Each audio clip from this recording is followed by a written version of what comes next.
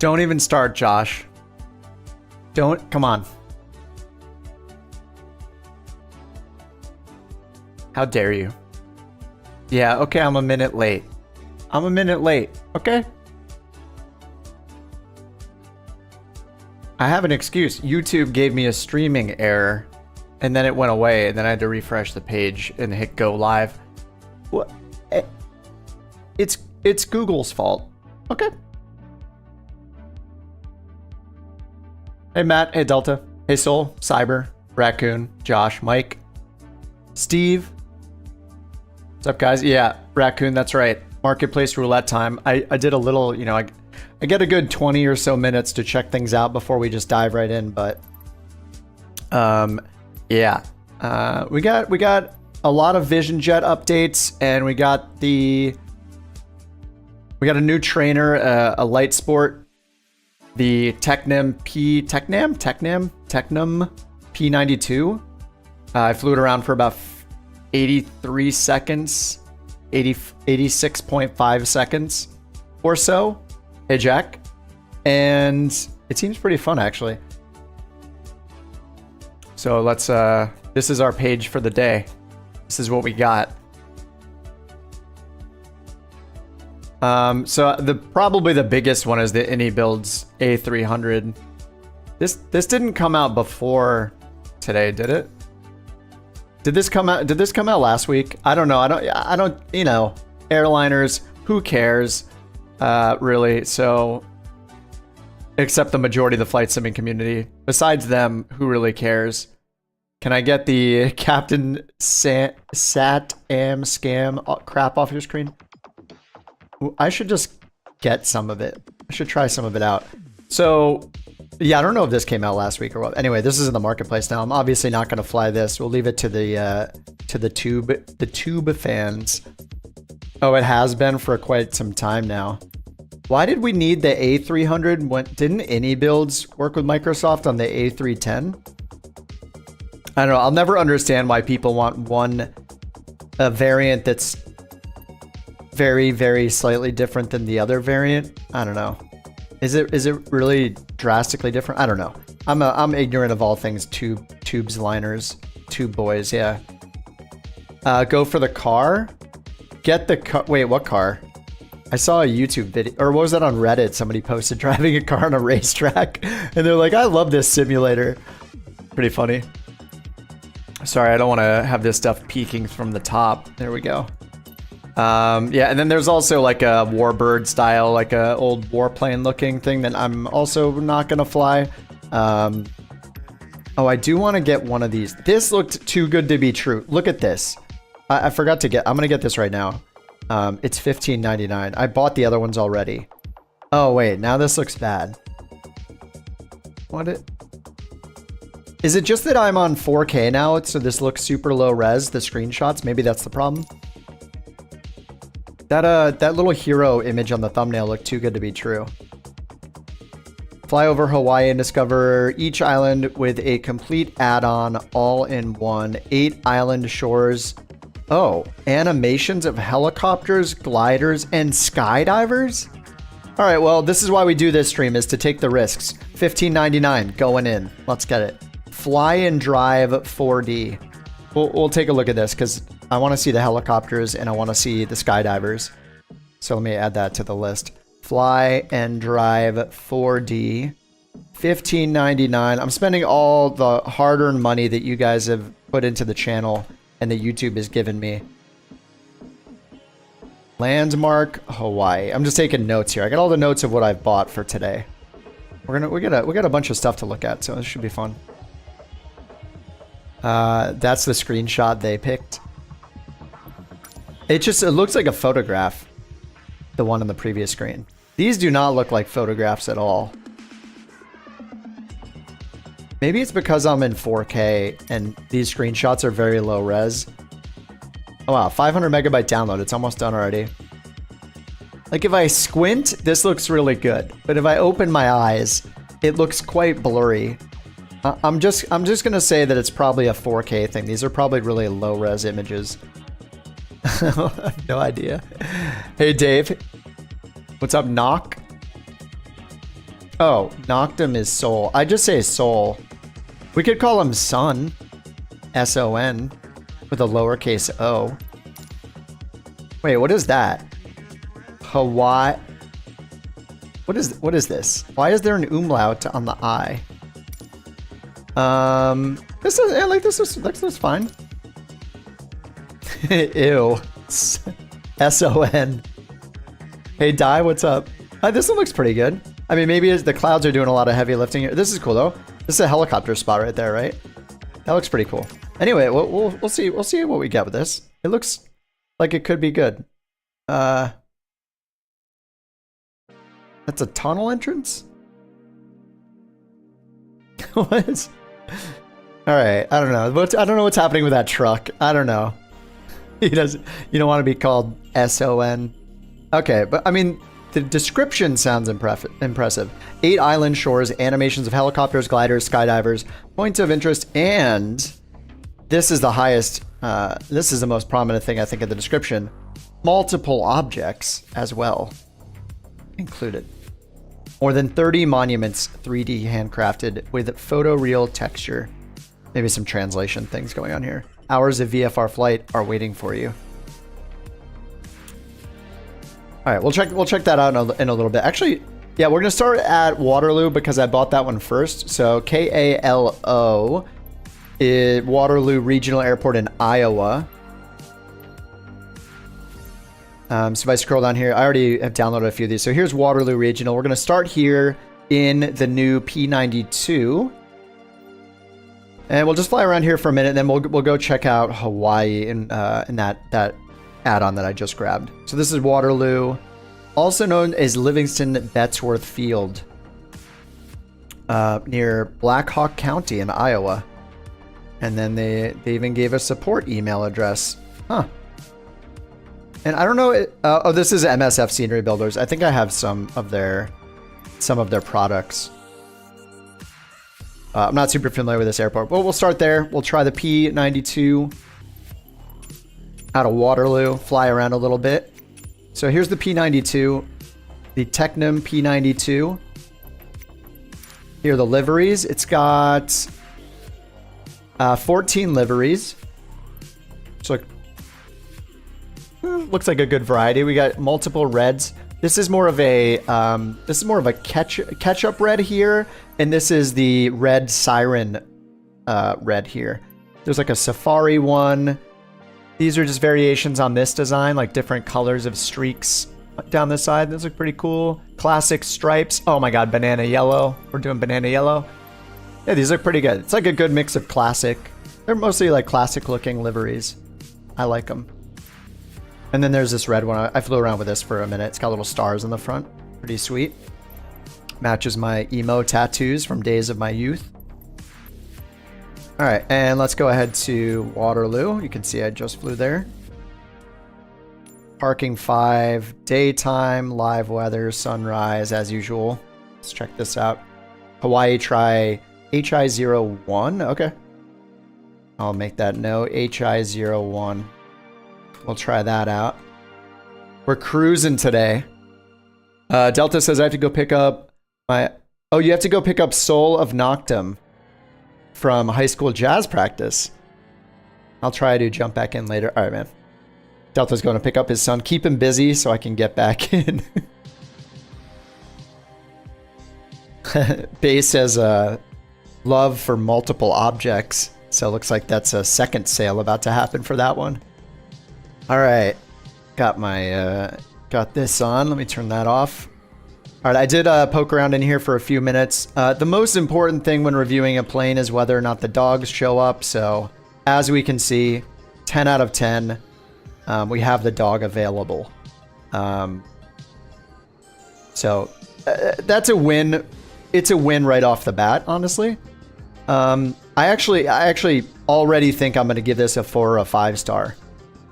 Basically because the dog is here, and check this out. This is a $10 plane, by the way, $9.99. And as far as I can tell, it's the first plane ever developed by this developer, or at least ever released in the marketplace, from Aerosax, S-A-C-H-S, maybe like a German spelling, Aerosax. And it has a little EFB basically. And the reason why you guys are going to like this is you can swap out the G3X with, this is the G3X, the little weird tiny horizontal one, with the 750, the GTN 750. So I think if this is this developer's first marketplace release, I'm basing most of my impressions off that. So that's already a big win. And then here we have an autopilot in a trainer. Big win. Love it. And then there's a bunch of options here. So let me turn on wheel chocks. I'm very close to this Livingston Aviation building here. We got wheel chocks, and the front one attaches a tow bar. Kind of cool. We got tie downs, wing ropes. So we got 3 tie downs on the back and on the wings. We got the pitot cover, pitot tube right here on the left side. Nice little cover there, remove before flight. And finally, we got wheel fairings. So here are the wheels without the fairings. That's a default, I guess. And then wheel fairings. Bam, beautiful. Got to use the wheel fairings, looks good. And I guess the wheel fairings apply to every livery because I flew the red one before and it had red wing fairings. So you can just remove the wing fairings from, I guess, any of the liveries probably. All right, so let's take down the tie downs, pitot cover, wheel chocks. And then there are a bunch of options here for gauges. So we have our GPS switch. We can turn the co-pilot on or off, and then baggage I have turned on, but you can't see the baggage until you actually add baggage. Add it to the payload. Wrong menu. Oh, I just realized my face is at the top of the screen. Whoops, there we go. That's for the Volanta thing, sorry. That's not an ego thing, okay? So if you add cargo, it starts adding items. So we got a backpack. I just tested this before the stream. And as you add more, there's 3 different levels. There's backpack, and briefcase. There's the briefcase, very classic attaché case, and then suitcase. So again, if this is the, oh, it says London on it. If this is the developer's first plane, this is already more detailed than a lot of planes. So I think it's pretty cool. Let's go ahead and fill it up. We got our pilot and co-pilot. The dog has to be at least 100 pounds to be visible, I think. And we'll do 155. There we go. Just a random number there. All right, RPM gauge. And then there's some options here. Show co-pilot. Flap gauge. So there are 4 options for gauge differences. So with them all off, we have this right here is a VOR or CDI that you can turn on. So I guess if you want to like, it's a trainer. So I guess it's cool that you can like remove some equipment to make it a simpler configuration. And then there's, so I'll leave that on. And then there's flap gauge, which turns this flap indicator here to a fancier gauge version of it on the right for your flap position.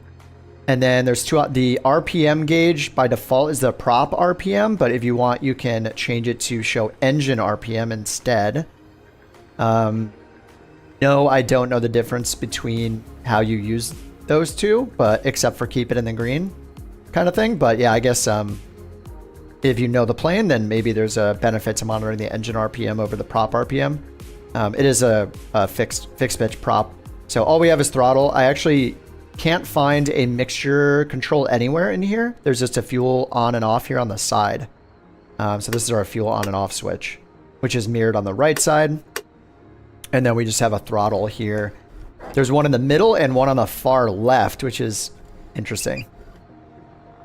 And then finally, for those of you that prefer kilometers per hour for your airspeed, you can swap out the knots for kilometers per hour.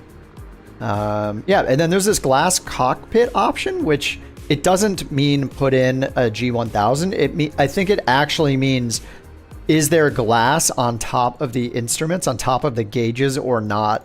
So if you turn it off, then they're more visible, is what it seems to be. And then we can just click here and throw the book back in. So kind of a cool little EFB style thing. All right, we get this started. I'm just going to turn on fuel pump. And we'll turn on beacon and battery. There's no mixture, so I think all we do is just crack the throttle when we turn this thing on. We also have carb heat if we need it. And we'll just turn the ignition to start, and then it goes back to both automatically. And we didn't start up. Oh, I didn't turn the fuel on. Fuel on the sides. Let's try it again.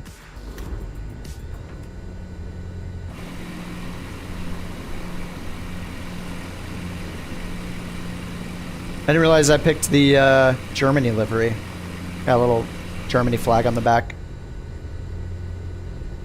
Alright, let's see how loud it gets.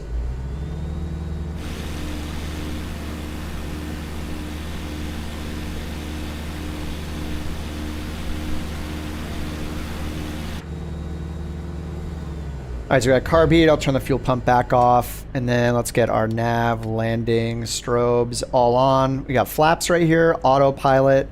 And then let's hit B, set our altimeter. And then also, there's a panel light over here that turns all of the gauge and like a panel light on. And you can adjust the brightness of the gauges in here, or the panel light in here. Actually, is it just the gauges or is it the whole panel light? It's just the gauges. So, yeah, you can just adjust the backlighting on each gauge. All right, sweet. Let's go. Parking brake is off. Flaps to take off position. And it's really nice that we have a 750 in this. All right, it's GPS.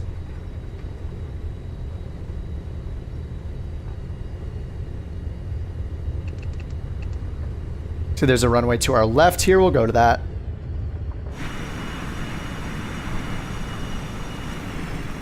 We'll just fly around here for a minute, and then we'll head over to Hawaii with this thing.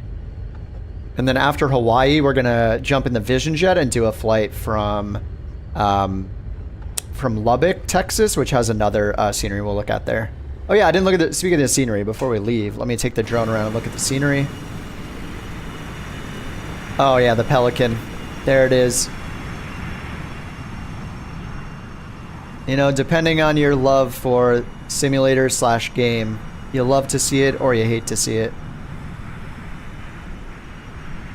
Alright, let's do a quick check of the scenery here. We got some hangars over here, and looks like a little covered parking area.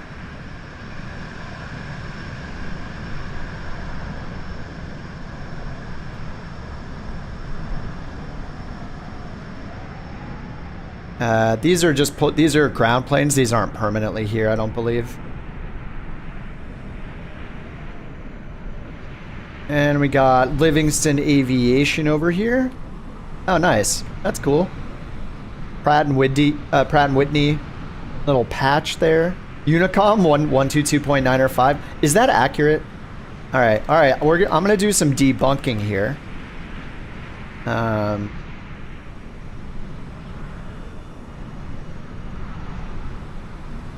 Let's see here.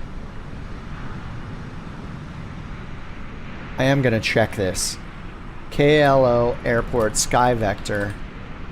Is Unicom always 122.95? No, it's not, right? It's not like guard.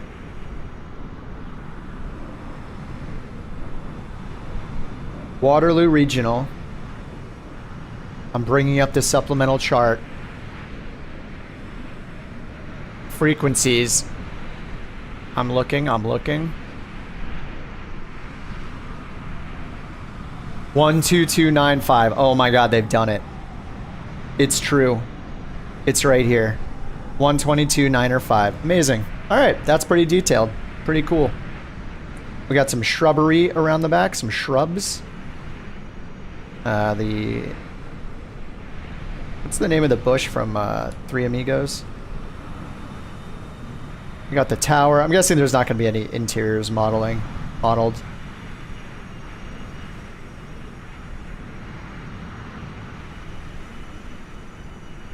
Tower with a parking lot. Big parking lot. And then looks like is there just one terminal here? One gate? Yeah, looks to be one gate. We got oh nice, someone's in the pits. Or the pits was just randomly selected. We got welcome to Waterloo. I don't know if that's supposed to be a mural that's actually on the outside of the airport or something, or if that's meant to be people. America. It's very strong. It's so strong that it's not waving in the wind. The wind cannot wave the flag. Too strong. Got another like FBO over here. Where's it? Livingston. Fuel pump over there. Livingston Aviation again. And some more hangars back here. Yeah, I mean, looks decent. How much was this one? This livery was $12.99. All right, let's go fly this plane around. Now let's check the external cameras on it. We got the fixed cameras. Oh, some of these are like away from the plane, which is kind of cool actually. Good for screenshots when they're not like right on the plane itself. It's kind of a neat little variety there. And then this one's like kind of on, it's like behind the tail, I guess. You can actually see the whole rudder going here.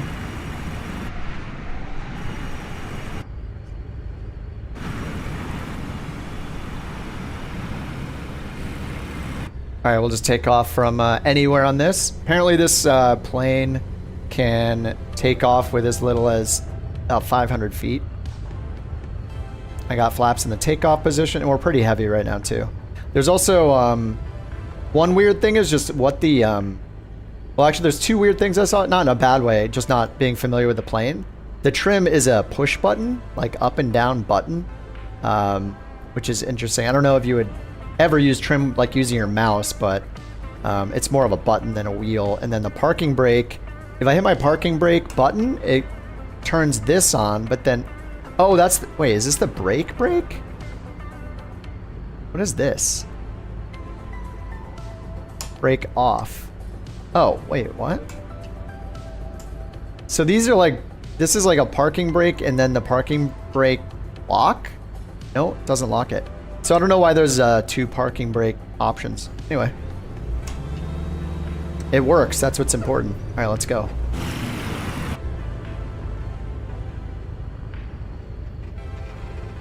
We'll take the short way, the way with less runway. I don't know the rotation speed or anything. This, whoa. That is pulling really hard to the left. All right, need to be smoother on the throttle, I guess. Or there's a crazy crosswind right now. This thing is definitely getting tossed around. Probably have some crazy winds happening right now. Who knows? 20, 30 knots, 40 knots. We're up. All right, I bet rotation speed is like, I mean, the bottom of the flap range is between like 25 and 36 knots or something like that for full flaps. The stall speed in this, I took a note here, a 38 knot stall speed. It depends on which variant it is. There's like a couple different variants with some different engines, but it looks like the 100 horsepower is the more common. And then we have our pitch trim indicator right here, or elevator trim. Full sock. Oh, well, that would make sense then. Yeah, we're getting blown around for sure. I do have live weather on as usual, so that's what's making it fun.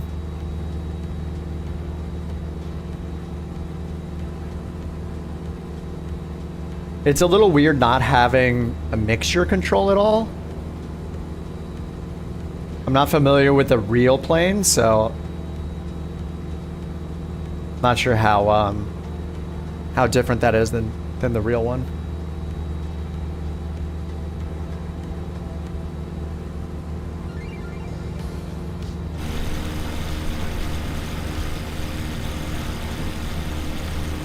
Full sock.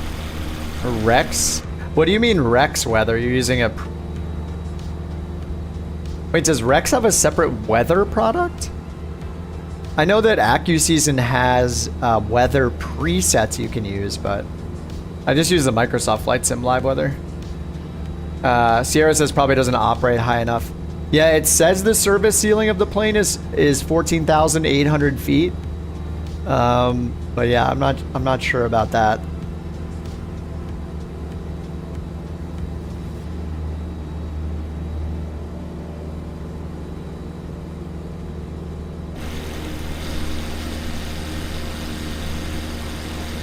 All right, so obviously the question is, can we barrel roll? So we're gonna have to try that.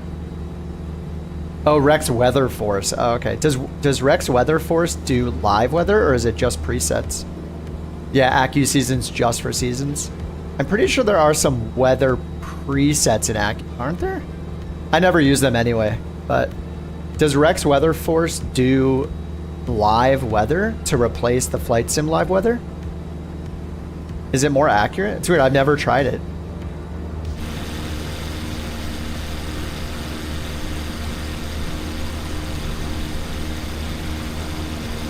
John, thanks for the sub. It does live weather, and it's shown to be better to you. It does replace it, and you think it's more accurate. Huh. Maybe I'll have to check that out. Oh, I did use that a long time ago. Wait, I think I remember using it, and I think the reason I stopped using it is because it would just all of a sudden the weather would change and just instantly update everything. Like suddenly just tons of clouds would instantaneously disappear, and I didn't like it. I'm pretty sure that was the Rex one. All right, let's check out our camera presets. Some like it, some say it's shit. Fair and balanced reviews right there. Yeah, makes sense. All right, let's sync the heading bug. Let's try out this amazing autopilot. We got the Cap 140 down here, classic. Altitude hold mode. Ah, this is a dream. Look at this. Autopilot's on. We're almost in the yellow. We're in the yellow on our airspeed. See how the pup's doing. Pup is doing good. The luggage doesn't move around, it seems.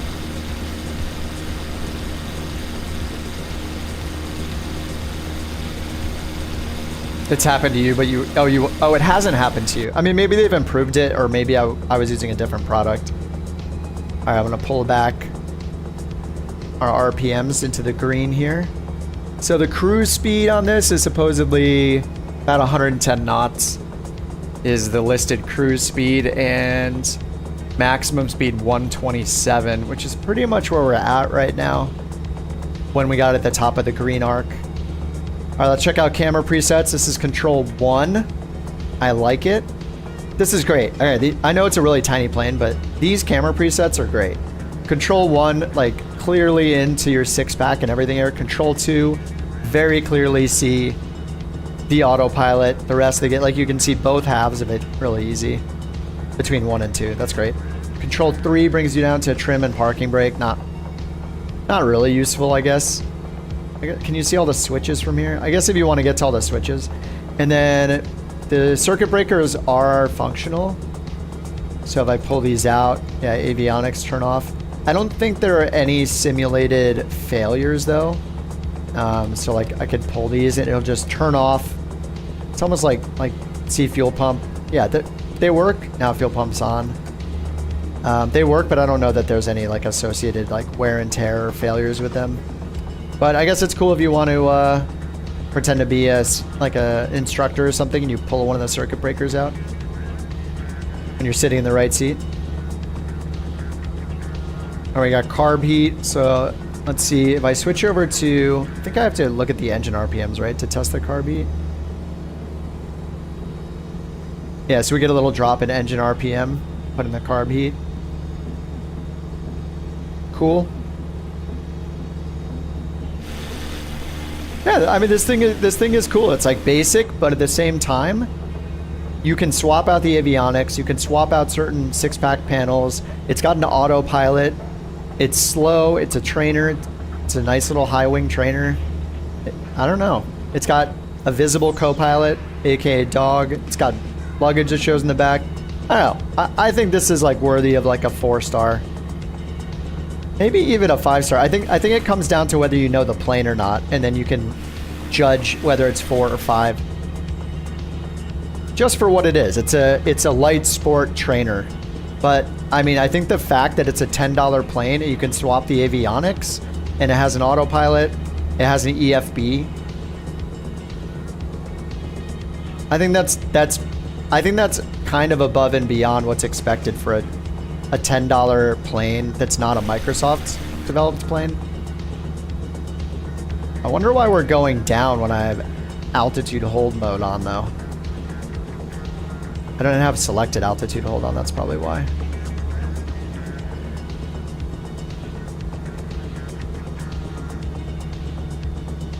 Wait, is this working?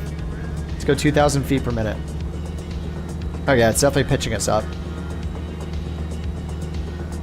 Okay, yeah, autopilot seems to work. Great price point. Yeah, I think it's hard to beat a Microsoft created $10 plane. Or helicopter, but for this being the first plane that this developer has released in the marketplace, seems pretty fun. And I saw earlier in the chat, who said that right at the beginning of the stream, oh, it was Nick. Before the stream started, Nick said, oh geez, the P92 is the plane I've done all my real world flight training in. And he says, all 4 hours. We'll have to skip. He has a doctor's appointment, have fun, is what Nick said at the beginning of the stream. So I guess, like, he flies this, he's training in this plane in real life, so 4 hours of training so far. It's pretty nice. Oh yeah, and then you have the chocks, the tie downs, the pitot tube cover, you have the fairings you can turn on or off. It's got 14 liveries that it comes with. Even though the plane is like really simple, I think, I think the dev did an awesome job. And I don't know about the flying characteristics or anything, so just based on the features alone, seems pretty awesome to me. And we do need to test if we can barrel roll this thing.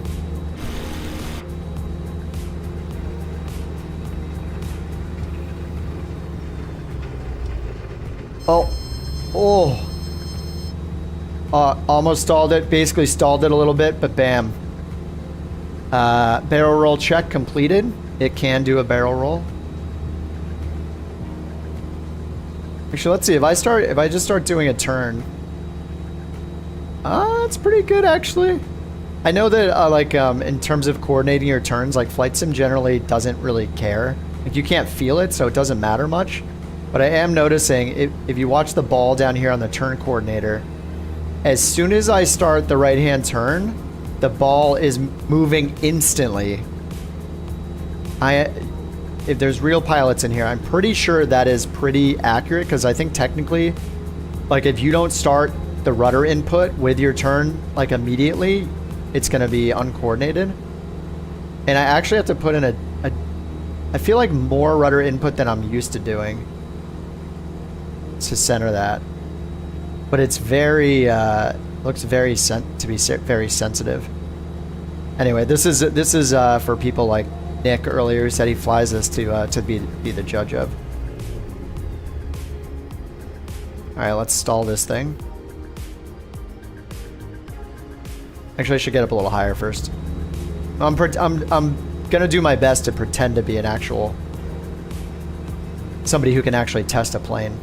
So I guess you would test, like, the stalls. You would get up to, like, what, 3, 4, maybe 5,000 feet, test the stalls.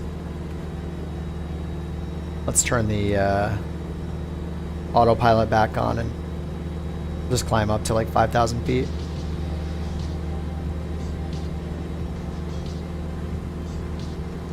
Giving it full power at 1,000 feet per minute. I don't know our VY speed is. Oh, it also has checklists. Another win. All the way up to before takeoff. A takeoff checklist would be nice, just so we could have a note of the rotation speed and the climb speed. Good morning. Cold. Minus 15 degrees Celsius. That sounds horrible. What is that in Fahrenheit? Hey Siri, convert negative 15 Celsius to Fahrenheit. 5 degrees Fahrenheit? Yeah. No thanks. No thank you. That sounds intense. But it has a checklist, and I did do a couple of them pre-stream with the autocomplete button, and it worked. So, also a plus.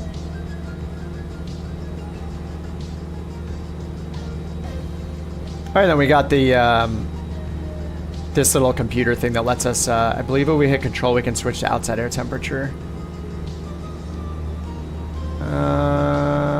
Oh, it's up here. There we go. Yeah, 30 degrees Celsius. 0 Celsius outside, or 30 degrees Fahrenheit. 0 Celsius outside. I did notice there's no pitot heat. Yeah, no pitot heat, just carb heat. And then, actually, I didn't check if we could open the door. It doesn't look like we can open the door. Wait. We can open the door. Oh, and it stays... It doesn't open all the way because we're in flight. Oh my god, you can't open the door. So you can open it, it just doesn't highlight the handle, so you just have to hunt around with your pointer. Alright, passenger door. Hold on, dog. Oh, nice, you can open both of them. I assume they open all the way when you're on the ground. We'll have to check that when we land. Nice, okay. Yeah, pretty detailed. We're climbing at 80 knots. What are we at now? Almost about to hit 5,000 feet, so... 56 degrees in Chicago. That seems pretty warm, doesn't it? It's warmer there than here. It's 54 degrees here.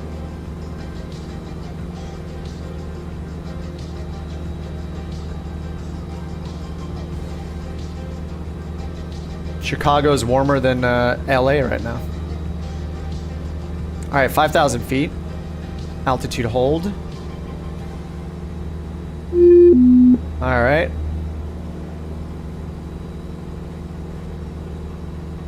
Let's get this thing spinning out of control. What is our stall recovery? I always think of spin recovery. Anyway, we just aim down, level the wings, and if we're spinning, push the rudder in the opposite direction. This is supposed to stall at 38 knots. Warm up near the Great Lakes today. Nice. Stall horn at 50. I mean, it's not just about our airspeed, right? It's about our angle of attack.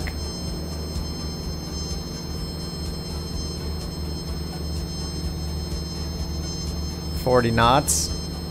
And that stall speed, yeah, 38 knots is our full flap stall speed. There we go.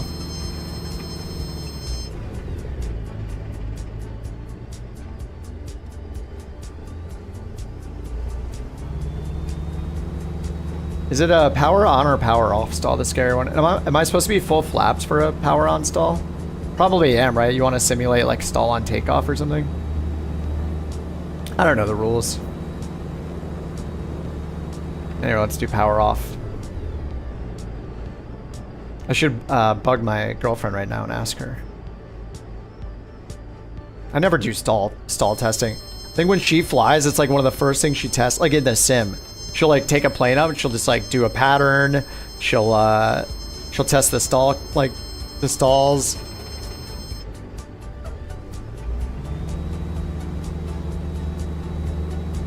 Like an actual pilot would.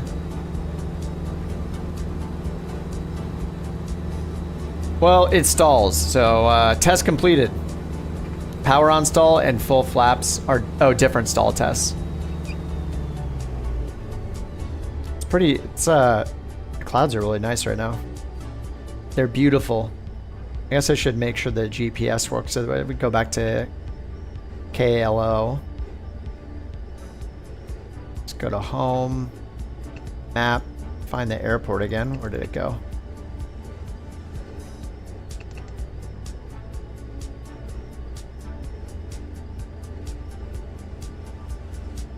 There we go, direct to activate. We'll make our way back there in a little bit. GPS is on the CDI, so that works here with our CDI.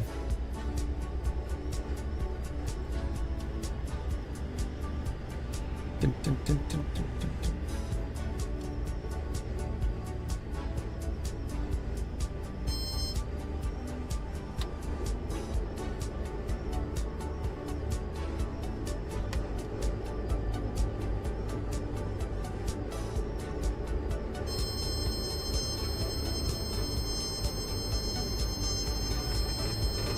That's with flaps.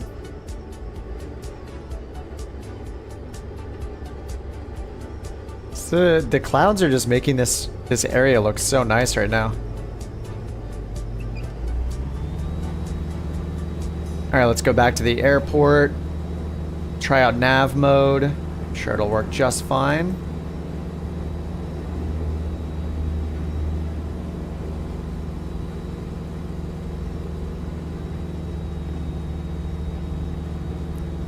Yep, looks good. And yeah, I don't really have anything else to look at here. I think this thing's pretty solid. Just going for a landing. Is that the field right there? Yeah, there's the runway right there.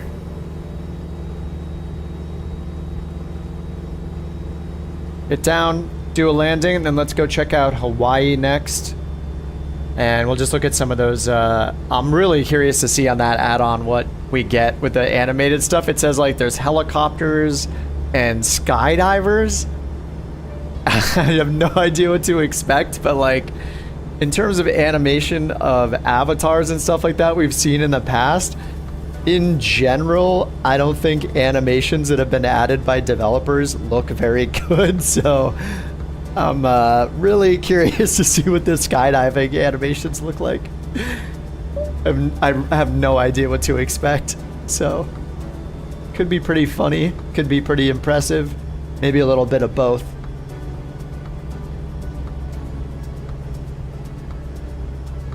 And this is pretty nice for, I think the best thing about this is for people like Nick, who's not here, but earlier in the stream, he's training in this plane in real life. And this thing was like put out in the 90s. So this is a relatively new trainer. I guess it's new, it's like good enough, like established enough to be used as a trainer for somebody that's learning to be a pilot in the real world. So for Nick, like this is awesome. He can get the plane that he's flying. I don't know as far as like the avionics and stuff, what he has in it, but you know, he could just turn them off. He can just pull the circuit breaker here, and then he can use the EFB, if you want to call it that, to pull some of these things off, like the flap gauge and that stuff, and configure the plane a little bit to hopefully match what he's flying in real life a little bit better. So it's really cool that it has an autopilot too, just because in the sim, like the Cessna 170 or 152 is such a cool plane, but I never fly it because there's no autopilot. And if you ever want to step away for a minute and not pause this sim, or you just want to do a longer flight in it, it's just so nice having the autopilot. Just hand flying for so long can just get really tiring. So I always like the option of using an autopilot, even if the plane doesn't realistically have one in most cases. It seems pretty nice, so it's cool that this one has one.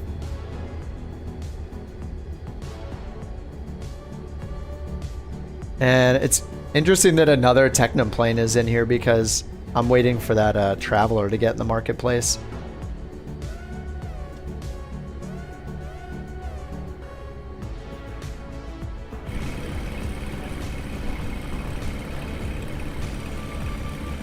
Yeah, I think this is like a 5. Given that it's the developer's first plane in the marketplace, all these features, I'd say this is like a really solid $10 trainer. Pretty awesome. Who knows if the flight characteristics are good though. Someone might fly and be like, this flies nothing like it should. But I mean, we're being thrown around a lot by the wind, especially on takeoff, so I'm hoping that means that, I'm hoping that's an indicator it's got some, at least the basics of like some custom flight model for it, where it's behaving realistically, but you know, I have no idea myself. This crosswind is crazy right now.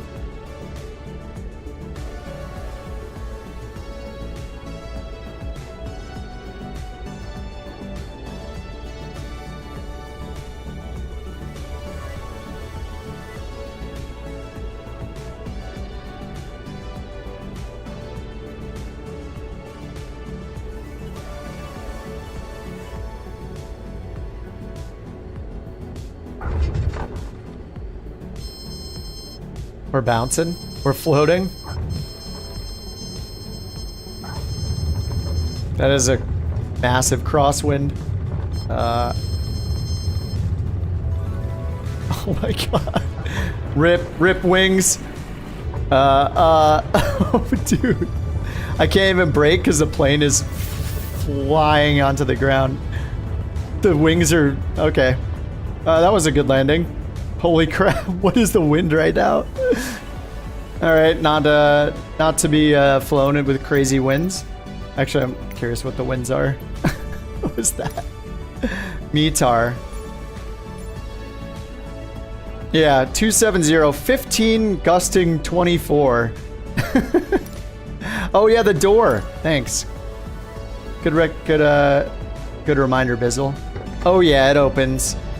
Heck yeah. Yep, and the door's open. Can you pull? Oh, you can't pull that out with the door open. All right.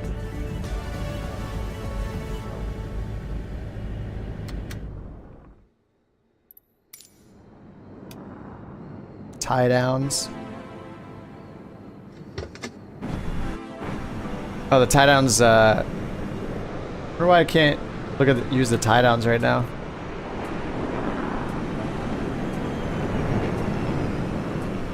I mean, this thing definitely feels like a trainer the way in a 100 horsepower plane, the way it's just getting tossed around so hard. That was like the worst landing of all time. Yeah, this thing is yeah, pretty solid. All right, let's go check out Hawaii. I want to see the skydiving stuff. All right, very nice. Aerosax, Tecnam P92, 100 horsepower. 100 horsepower for 1,000 cents. Gets you 100 horsepower.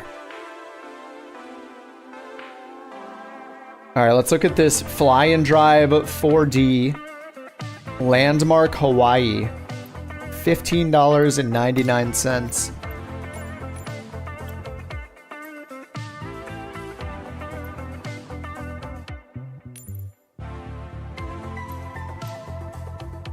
Whoa. I haven't been to Hawaii for a while. I know somebody said to go to HI01, Hotel India 01. Let me look at the description really quickly for this before we go, just to make sure we fly in the right area in case it's specific. We might need to be in a specific area. All right, Landmark Hawaii. See, this thumbnail, this looks like a photo, right? Is this a photo? I don't, it looks like a photo. Added a new enhanced airport, John Rogers. So maybe I should at least start there. PHJR, Papa Hotel, Juliet Romeo. Added several boats on the marina, fuel tank, cylinder on refinery, rework of all enhanced airports. Added missing frequencies, added fuel parking positions, added gliders, helicopters, skydivers, people, and night lights on enhanced airports. Oh, so skydivers, okay, helicopter, I don't know if these are going to be in the air or there's just gliders and helicopters and like people standing around on the ground. The wind was insane, yeah. Add objects and work on vegetation on bush airfields. Add characters on the beach, points of interest. Okay. Oh, here we go. Okay, there are a bunch of airports listed here. So we'll check out a few of these. Enhanced airport, PHPA. Oh, HI01 is the first one, actually. Okay, we'll start there then. One of you guys suggested that, HI01. And then I'm just making a list here so we can hop around. PHLU, PHMK, Panda Airfield. All right, we'll have to bounce around quite a bit. There's a lot here listed. Okay. PHJH, PHH, dude, this is a lot. Big Island. Okay, and it's broken down by which island it's on. Enhanced airports, PHKO, PHUP, HI13. Holy crap. That's what, 1, 2, 12? That's a dozen airports and airstrips? All right, we'll see how it is. All right, we'll start at HI01. We're gonna stick with the P92. Oh, whoops, that's NH. HI01. All right, we'll just start on the runway here. See how this looks. That's a lot of airports. A dozen airports for 16 bucks. We'll see what the quality looks like, but it's a decent sized list.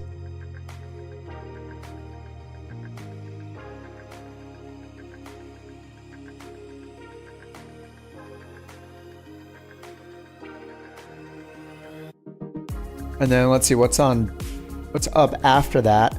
After that, we're gonna try the Vision Jet. So, oh yeah, the big news, I guess, for this Marketplace update was that the Comanche is now on Xbox. For the 3% of people or so that fly on Xbox. It's like the vast majority of people, at least that answered the Navigraph survey, are on PC. What's up, Phil? Phil says, I followed a recent two-tone video, stripped a bunch of stock stuff from the sim. Oh, what did you, well, I haven't seen it. Is it about stripping out like world updates and extra airports and all that kind of stuff? I used to do that a lot. Then we started, you know, on the weekends we fly to pretty random countries sometimes. So I almost have all of them. Almost have all of them installed now. Actually, let's bring the drone over. This is an enhanced airport, it says. Let's see what we see over here. Oh, this I assume this is all this custom right here. With that truck in the shrubbery. It's like some lights here that are up. Yeah, light posts. Maybe some custom trees. Oh, yeah, there's some people on the ground here having a... yes, they're having a debate about whether... wait, what the heck? Yeah. The bird is better quality. Anyway, that's obviously very static there. Anyway, these two are obviously having a debate between the M500 and the TBM 950. 850, I mean, it's fine. It's a classic debate. So it makes sense that they're there. Alright, I mean, avatars never look good. What the... Did you guys see that?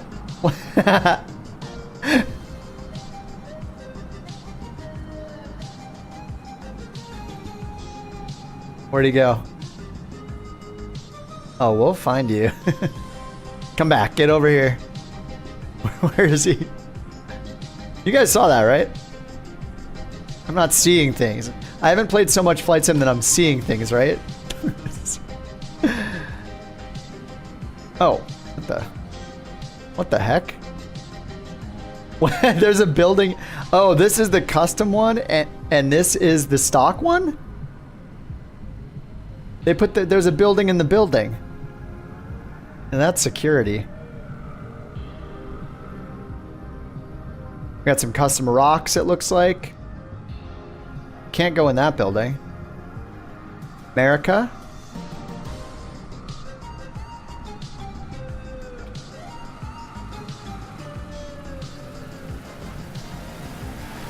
Economical. Oh, smart. I mean, they replaced the building. I guess it makes sense. Like, you just put it over the top. Sure. Alright, I don't know where our disappearing friend went. I was hoping to see where he was heading, but he's down below the concrete now. It said skydivers, right? Let me set a route here. Let's go. I don't know what's close enough. Let's see what we have nearby.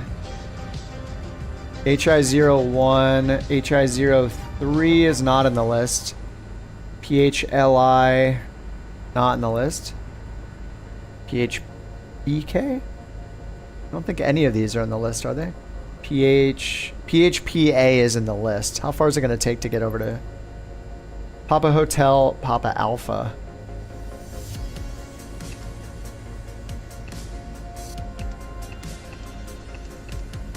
Especially in our super... Alright, it's 20 miles. Alright, let's see if we can get over there quickly. It said there were what, cruise ships and stuff added as well.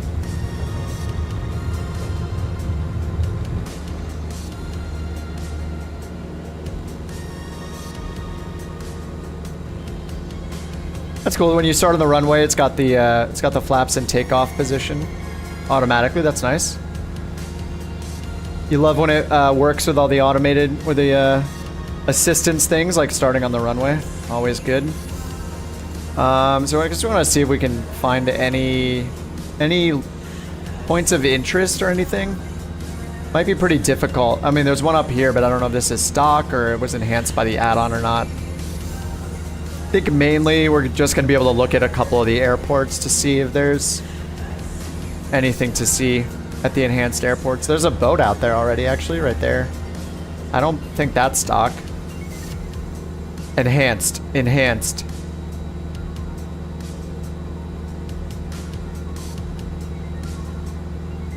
What's not usually there? The airport? Like the buildings and stuff? It looks like there's one building there, maybe. There is a sailboat out here, though. Or is it a schooner? Oh, the points of interest are enhanced? It's enhanced like they redid it? Oh yeah, the beach right here does look good. I have Project Shorelines installed still, though.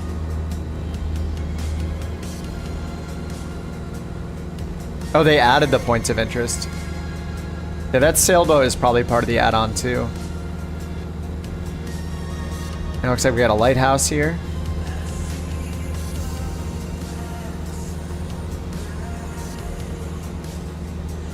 That looks like good quality, too. That looks pretty good.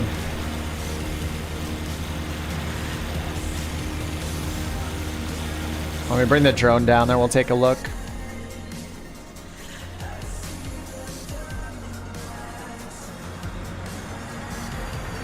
So this is not in the sim. I mean, if this is custom for this add-on, this looks pretty good.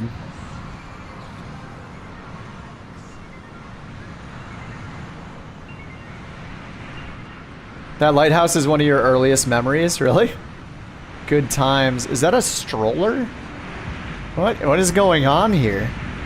Uh-oh. Why is there there's just a baby stroller here?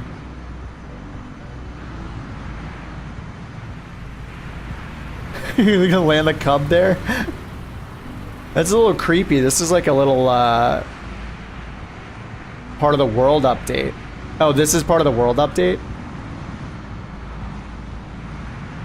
Yeah, it's pretty hard. It mentions POIs, but the challenge with these kind of things is I don't know every POI by heart, right? So it's going to be hard for me to tell which POIs are part of the add-on. Maybe there are photos, but I don't think they listed the POIs. They listed the enhanced airports. It's part of the world update. Okay. You see the same. Okay. Confirmed. Yeah, it's going to be hard to tell. I think really the airports are going to be the most obvious thing for us to take a look at. I'm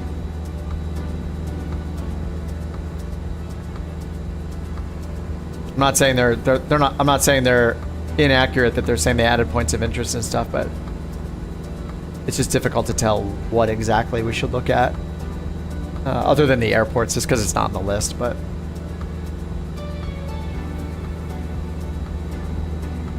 oh, what am I doing? We have autopilot. Why am I touching my stick? There we go.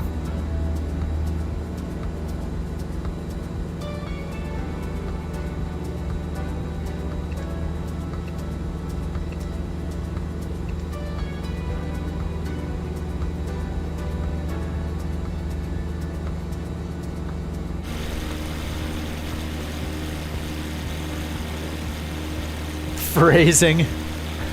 Is that from Archer?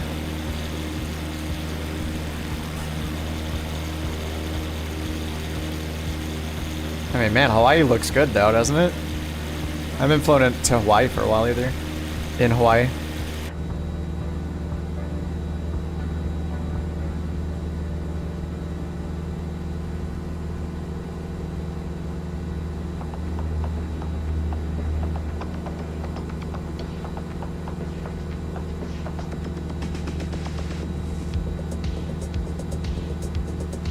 So glad you caught that. It's been a while since I've seen Archer.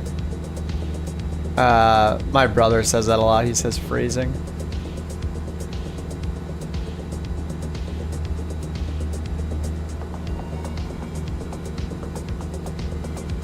Turning my head so slowly right now for cinematic effect.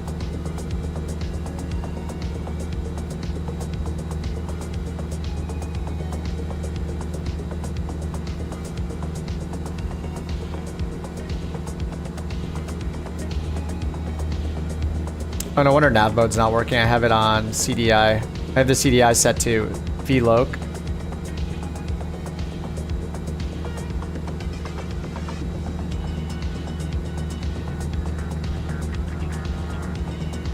Alright, testing the climb speed of this thing. Seems like we can climb at like 1,000 feet per minute. I don't know what the VY speed is, but we're at 90 knots climbing, soon to be 75 knots climbing 1,000 feet per minute.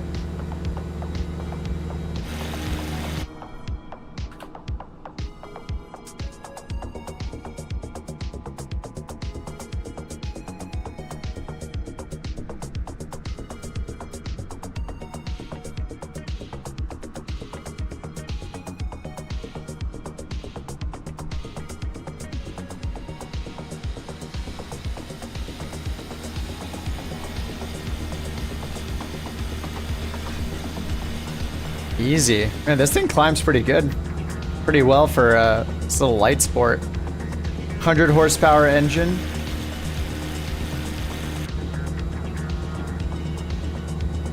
We'll check out like 2 or 3 of these airports. We'll fly over to this one. Wait, how far do we have to go? 18.7 miles still? Maybe this is going to take too long. Oh wait, time warp.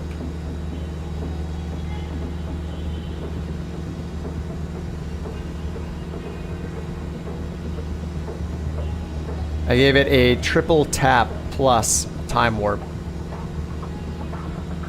See how this plane handles time warp as well.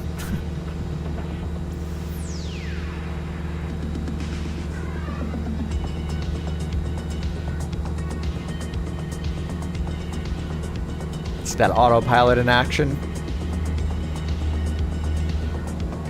All right. 12 miles. Oh, that's our ground speed. 10 miles. That's 120. 8 miles. Time warp again. Oh, yeah. Well, when we have to go, yeah, I don't want to, like, quit out and load in, and I don't want to sit there for 30 minutes to go look at one airport. All right, let's turn off the autopilot. Whoa, that was very loud.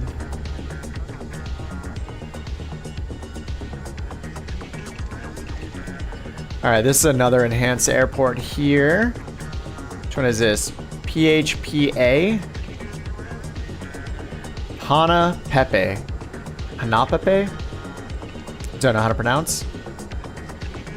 This one was on the list of the airports. Oh, what movie?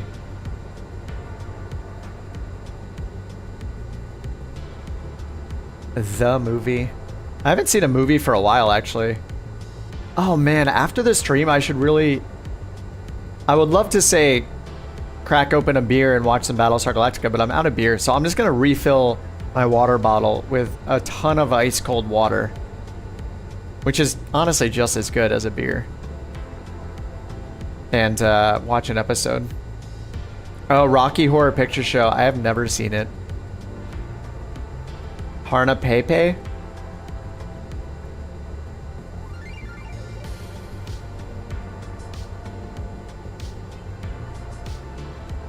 I kind of like this plane. I love simple planes too because they perform so well in the sim. Every time I hop in like an airline or even like the ATR, I'm just like, man, you can just feel the performance change even with things like frame generation on. When you're in these small, simple planes, it's just like maximum computer performance.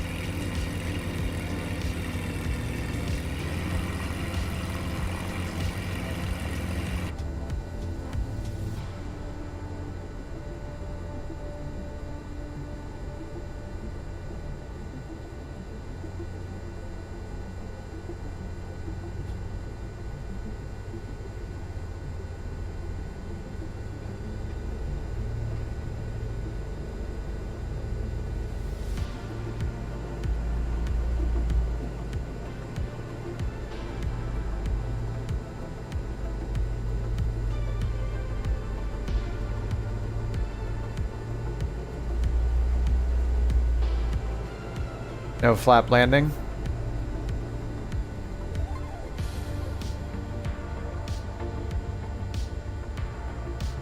Just a little bit of gust from the left side here. Maybe more than a little bit.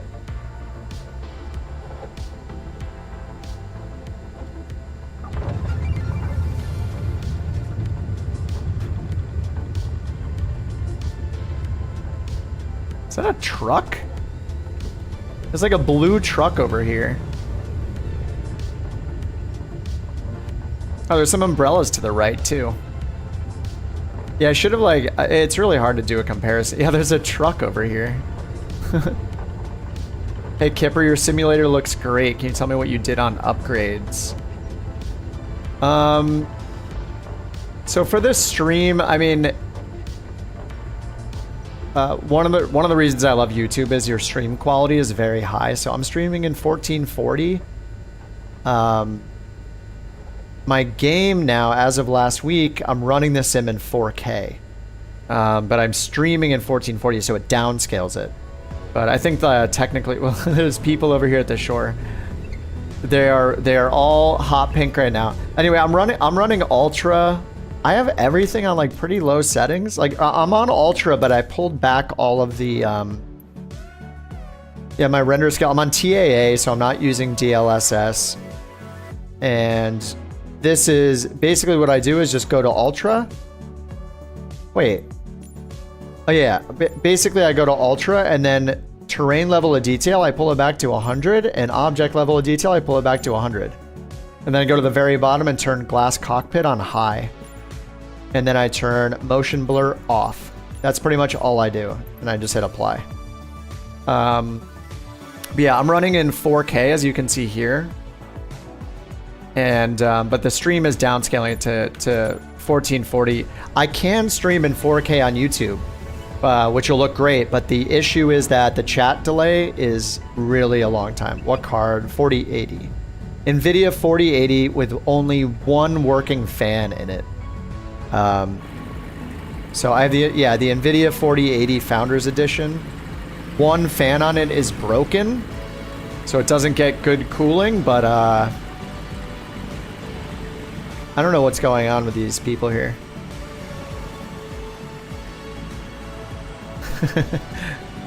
This is very, I feel like I'm playing like a sci-fi game or something all of a sudden. But anyway, Marchi, if you go to my site, go to kipontheground.com, I have all my specs, my whole PC specs and everything listed there. Everything that I use. If you want everything. But I have the 7800X3D, 64 gigs of RAM, and an NVIDIA 4080. I might replace it with a 4090 if I can find a good deal on one, but especially since I'm in 4K. It's supposed to be a lot better for 4K. Anyway, let's go look at this airport real quick. Then I think we should move on. I don't want to keep going to a million airports here. But I don't know. I don't think I can. Oh, there are hang gliders here. That's kind of cool. All right. So, I mean, these are the enhanced airports. I don't know which points of interest there are compared to the world update. It's kind of hard to figure it out. So I don't really have an opinion on this add-on. I guess if you fly in Hawaii a lot, then maybe it's worth looking at the add-on and seeing if it's worth the 16 US dollars. I can't say whether it's good or bad. Obviously, there's stuff that's added. They're adding like this helicopter. This is definitely added by them, like this livery, motorcycles and stuff. Those people being bugged out over there is a little weird, but anyway. Oh, is that Sean Connery? Rest in peace to a legend, man. Is it Sean Connery? It could be. At a certain distance, it could look like a Sean Connery. And who knows what this guy, like, what is this? What's going on here? They're making a deal. Something's going on. All right, yeah, let's not do this all night with these Hawaii airports. I don't know if it's cool that there are like a dozen airports they've enhanced with different objects and stuff. It's kind of crappy that they're those people on the shoreline are all pink. There's obviously a bug there, but I think somebody that goes to Hawaii a lot in the sim will probably know whether it's worth it for them. They're dealing the white goods. Yep. All right, now let's hop in the Vision Jet. Let's go to Lubbock, Preston Smith International. So I shelled out some dough for this next one. This is new scenery. I guess it's the only scenery available for Lubbock. Fly Too High. I haven't looked them up. This might be the roulette version. Oh, nice. All right, 4.6. Ooh, 1.9. 4.0, 4.0, 4, 3, almost 5. So it seems, you know, most of them are above 3, but there are some that are much lower. So this is definitely a little bit of a roulette, and it was expensive. This Lubbock, this Lubbock scenery was $17.99. $17.99 by Fly Too High. And I bought it based off this image. Fly Too High, good developer. Seems like the ratings, most of them are pretty good. Delta says, I have quite a number of Fly To airports. Most of them are really good. Some are very good. One is meh. Yeah, I guess that's what we just saw, is one of them had like a 1 point something, but the rest were pretty good. Leor says, have their Fresno. It's very nice. Awesome. Kip's ballin'. I'm just spending this YouTube's money, you know? You guys are kind enough to do memberships and stuff like that. YouTube gives me ad revenue. And I think these streams are pretty fun. It's pretty fun to just try all the new stuff out. But I'm not gonna play in the A300 because I don't know anything about it. All right, let's go to Lubbock. Let's do the Vision Jet. So today the Vision Jet got a bunch of updates. If you guys are on the Discord, you saw Josh. I think it was Josh posted them. Josh is our resident. I would say he's probably the biggest. He's like a Vision Jet mega enjoyer. He's in that. He literally flies that thing no matter where we're flying. So there are a lot of bug fixes. Let's go Lubbock LBB. All right. And I did restart the sim. Gate medium, we will do ramp small. But it's a mix of new features and bug fixes. I didn't really note down all the bug fixes. One of the most major ones seems to be OBS will work now. I don't know if I ever used OBS. What version is the Vision Jet? I think it's 2.2.2, maybe? So the release notes, the ones that I picked out were OBS mode works now when you're in FMS mode. I mean, you can use the OBS when you're in VOR mode, obviously. That's when you would use the OBS dial to dial in your radial, but now if you hit OBS on the FMS or on like the G1000, I guess, or G3000, I guess it'll work. I guess OBS mode will work. So we can test that out. Man, it's been a bit since I've been in this thing. It has been a while. And then the other things I wrote are, they added the alert voices. So in this plane, you now have alert voices for traffic, for calling out minimums, and a stall voice alert. And you can now pick between a male or female voice in the settings on the GTC, it says. So we'll check that out. So they added several voice alerts, including minimums, which is awesome. It says smoother autopilot engagement, and then reduced environmental impact of the aircraft during the takeoff roll. So maybe that means smoother takeoffs when you're on your takeoff roll. And then finally, the wig wag lights. It says they're auto enabled at 500 feet AGL when your gear is up and your landing lights are on. So basically, shortly after takeoff, we will see whatever the wig wag lights are. I assume they wobble back and forth or something. I have no idea. It's been a while since I've been in the Vision Jet, so. All right, let's go. Let's look at Lubbock really quickly. Is this loaded in? Probably just in the remote area. Okay, yeah, it's definitely loaded in. We have Lubbock Aero right here. We have Looks like maybe some updated taxiway and parking spots here with the X's on them. It looks like this like running trail of a taxiway is not to be used. Dude, look at this. Look at this taxiway. There's a super long hangar right here.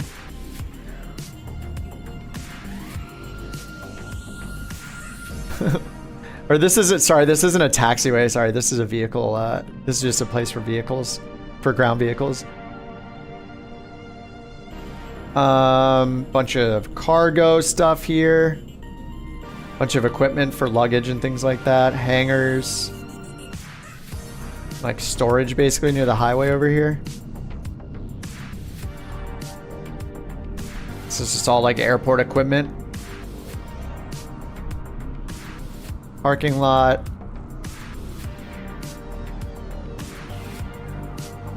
Am I missing? Where's the main terminal? Oh, right there. There's the main terminal. Okay. All right, we got the tower over here.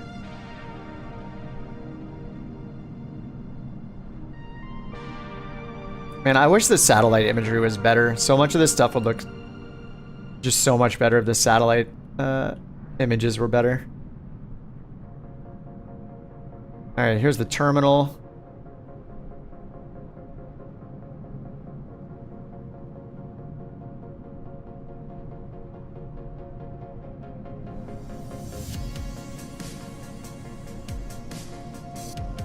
I actually have signage on each of the gates. That's nice. Got gate numbers. Those are pretty easy to see too. I love when it loads military jets here.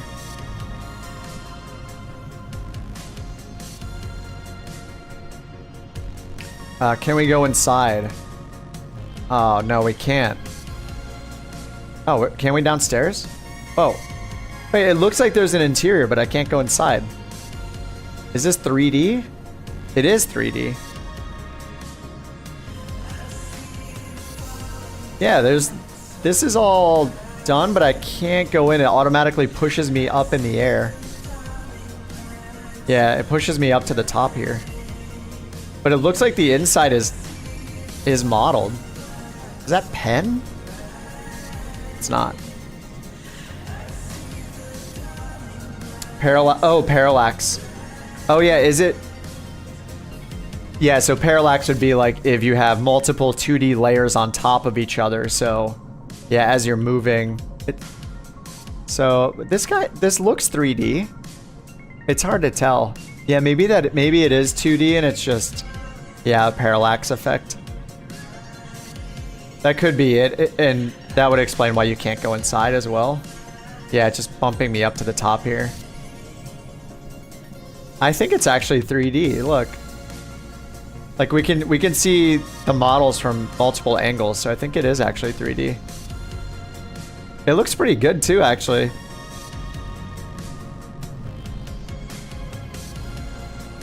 That's what dev descriptions often call it. Yeah. Yeah, these look 3D to me though. Like the models of the people are definitely 3D because you can look at them from multiple angles. If it was parallax, you wouldn't be able to look at them from multiple angles.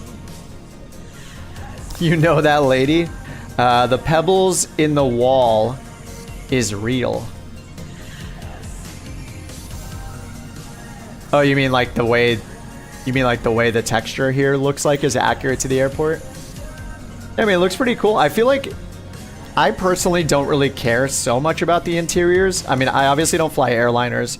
You know, I've been playing with the ATR a little bit, but for you guys that do, I feel like this is probably more than enough because when you're pulling up to the gate or you're here at the ramp and you're getting things ready and you look out, seeing just this level of detail is probably all you need. Like, it looks realistic enough. So, you know, the whole interior is cool, but how often are you really going to take your camera in there unless you're like, I don't know. Like, I don't know. It's cool that you can do it, but I feel like realistically, this is more than enough.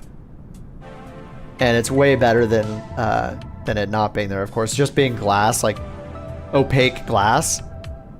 Yeah, as you move around, like it looks like you can see the people in the distance. Or maybe you can't on the stream, but yeah, it looks, and it's all 3D in there. I don't know, it looks good. All right, then we have a gigantic parking lot here. We are gonna fly the Vision Jet in a minute. More parking lots.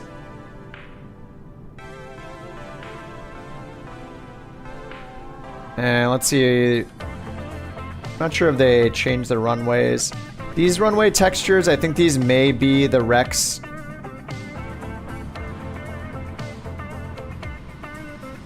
Is it the Rex global runway textures or something I have? I have something from Orbex. So I think those might be my add-on.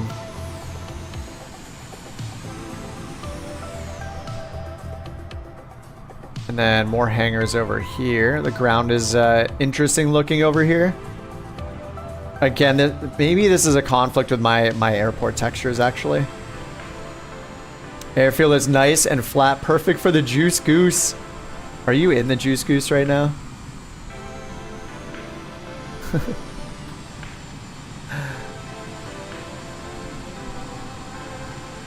Delta says the price of this airport's too high for what they're providing. You can go inside a lot of them, and they have the land areas treated, not just in-game. Yeah, it is pretty expensive. $17.99. That is pretty pricey.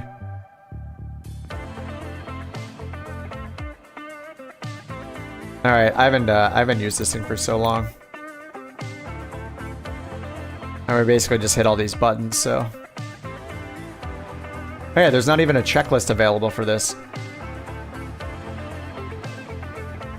All right. And can I do GPU in this? Isn't there a GPU option down here somewhere? PFD. It's under utilities.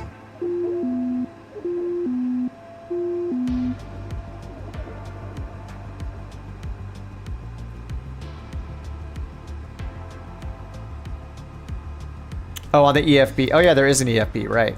Nice. There we go. Statics. GPU. Beautiful. Thank you, Josh. I knew Josh would tell me. This one has a checklist built into the screen. Oh, right. Yeah, we have our checklist dial right here. Yeah, it's been a while since I've flown this thing. All right, pre-flight, door latch. That's by default, I'm sure. Parking brake is on. Battery 1 and 2 on. Gen 1 and 2 on. External GPU as needed. That's on. FADEC channel A is displayed. All right, done. Strobes on. Strobes are on. CAS messages, we have external power and parking brake. Hold the brakes, turn the engine knob to run, and push the button.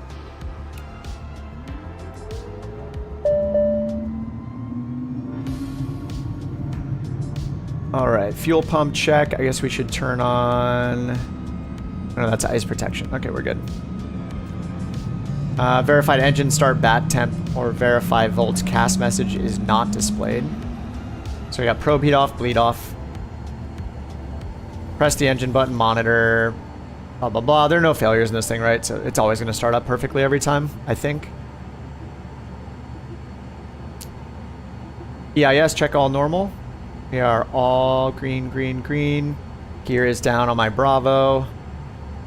And pitch trim, will set that up into the green. All right, 5 degrees up. Ice protection system as required. We'll leave it off. Outside air temperature is 12 degrees. So we're good. We'll put engine anti-ice on if we get under 10. ECS control panel set. It said that they made some improvements to the ECS. I don't know what that means exactly. Turn it to auto and we'll turn it on. Usually you hear it spin up. Yep. Maybe it like accurately looks at the temperature and turns off or something. Let's keep the temperature in the cool-ish area. All right, external GPU disconnect. Oh, it already disconnected it automatically. Oh, the covers are and the chocks are on. Whoops. Man, I forgot how pretty this thing is too. I know it looks like an egg or whatever, one of those like Cadbury yolk eggs. You're just gonna peel it open, have a delicious treat, but you're wrong. It's beautiful. GPU disconnected, oxygen master switch, verify on. Avionics, all inits complete. Hit B to set that, 29er, 89er. Good. Soul says, yeah, even the tablets provided doesn't have it. I think I'm behind. Oh, the Standard says, I think Lubbock is for someone that flies out of Southwest. Yeah, to Dallas, Austin, Phoenix. Sometimes there's a conflict. Yeah, I think some of the ground textures are probably a conflict with my airport texture mod that I have. The pickle livery? Wait, what's the pickle livery? I want the pickle livery. Or you just mean there's a green one? Avionics, all inits complete. System tests. Let's just... Pre-flight test. Higher. Higher. Higher. Higher. Higher. Stall. Higher. Stall. Higher. Stall. Higher. Higher. Higher. Higher. Sweet. Alright, initial fuel. Sync. Actually, I'll just leave this alone.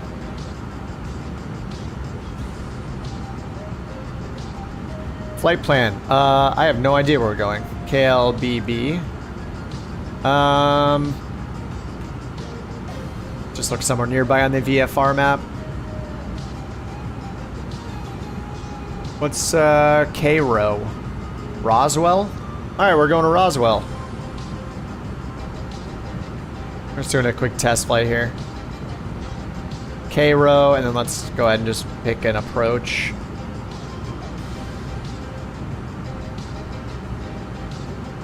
ILS Yankee 21.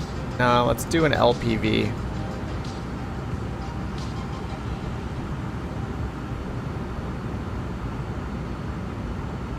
K-Row METAR 220, 18 knots, 220. Alright, I guess we're doing LPV runway 21.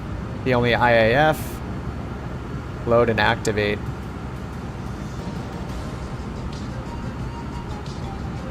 Okay, beautiful. Let's check the... So there are voice options somewhere here in the settings now. Maybe it's utilities or something.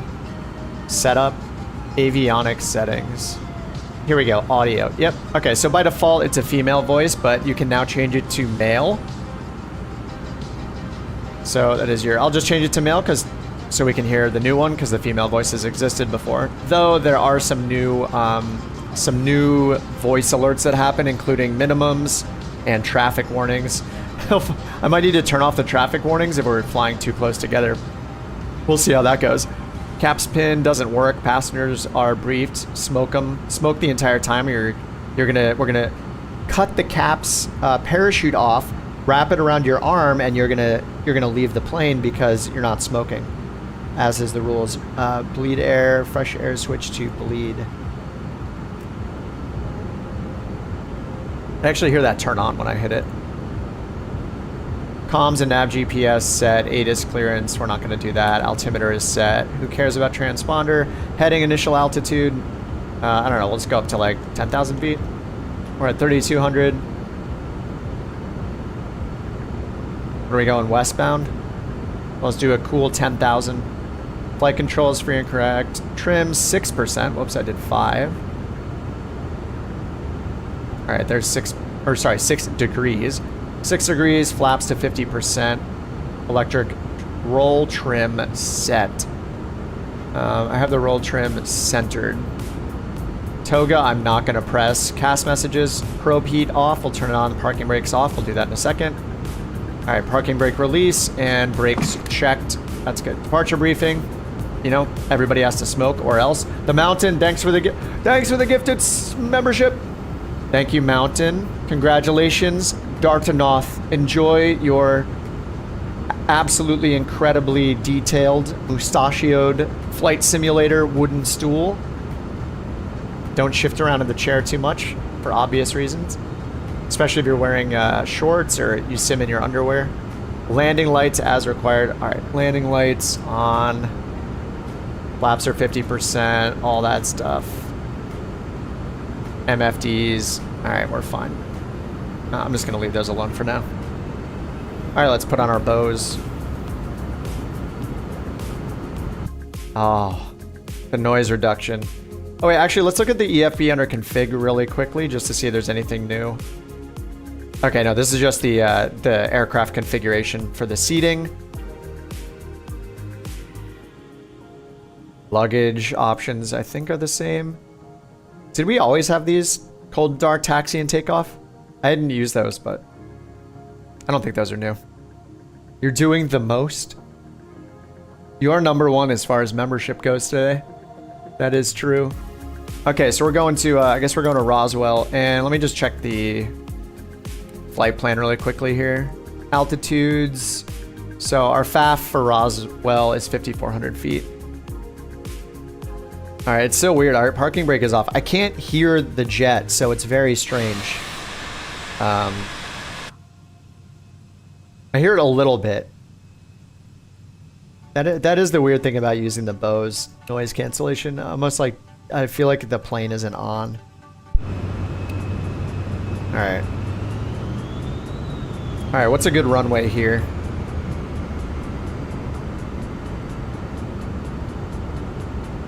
So we'll see how the takeoff roll is. It says that the takeoff roll is supposed to be less impacted by the environment, so I guess that means wind. Lubbock, 190 at 10. So I guess 17 left. 17 and 17 left. 17 left is probably closer. That's 17 left. 17 is up there. Alright, let's just do 17. Alright, 17 to our left. 17 right? Oh, is 17 right closer? Wait, is there a 17 right? I just have... Is that 17? Well, we gotta vote for 17. Which... I don't know, it's... Runway 17. Maybe they're just mislabeled.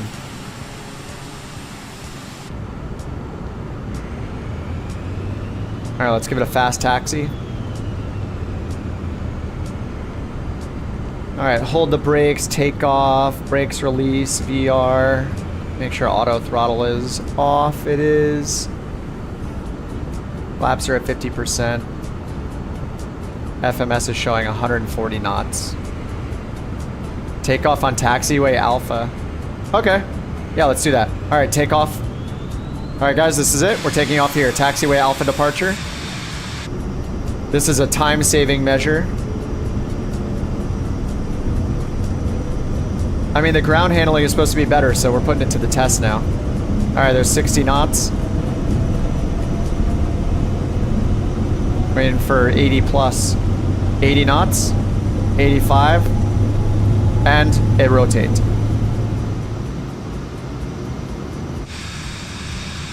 Running out of taxiway, gear up. God, this plane is so pretty, man.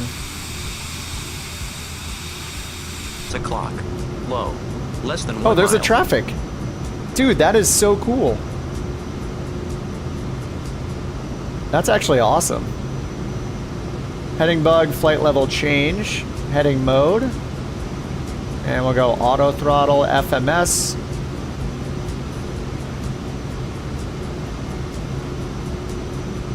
Auto throttle's on. Climb.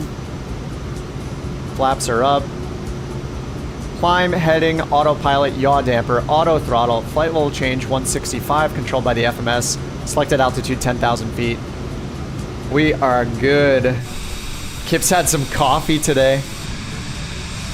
I did have my usual coffee. I am stuck on the Starbucks hazelnut shaken espresso. Thing is so delicious. Hey, those traffic alerts are pretty cool, actually. I don't know if you fancy airliner people have those or not, but I really like the those alerts. That's kind of cool. All right, 2000 AGL. So mainly, oh, the the WAG lights or whatever. So what are the wig-wag? Oh, there we go. That's it right there, right? Is this the wig-wag lights? It says auto enables at 500 AGL when the gear is up and landing lights are on. So this must be the wigwag thing. Is like a higher visibility during takeoff that auto arm when you are 500 AGL up, which is when you would normally turn on your autopilot. Or I think it's not. I think it's legal to turn on your autopilot when you're above 500 AGL. All right, that's normal takeoff. Yes, that's them. The wig is wagging, Deuterino. Josh says yes, that's them. Can confirm fancy TCAS in the airliners, Sierra. Yeah, landing gear was up. Flaps were up at 115, clear of obstacles. I don't think I did at 115. Maybe past that. Climb thrust lever to MCT, so that's handled by FMS and auto throttle. Monitor everything, ice protection as required. We're at 3 degrees. We're going to turn on engine anti-ice. And altimeter 2992. We're staying local altimeter setting. It's 2990. All right, done. Let's go ahead and switch to nav mode. Way too late. And finally get on a course. And we're going to get a traffic alert. All right, let's turn around. And let me get this map all straightened out.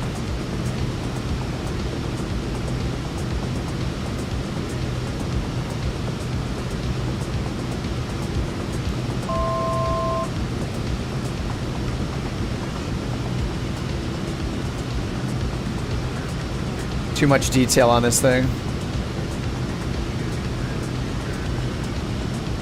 Oh, there we go. So much better. North up. And we'll turn the traffic on. Relative terrain, radar. And leg-to-leg flight plan window. Beautiful.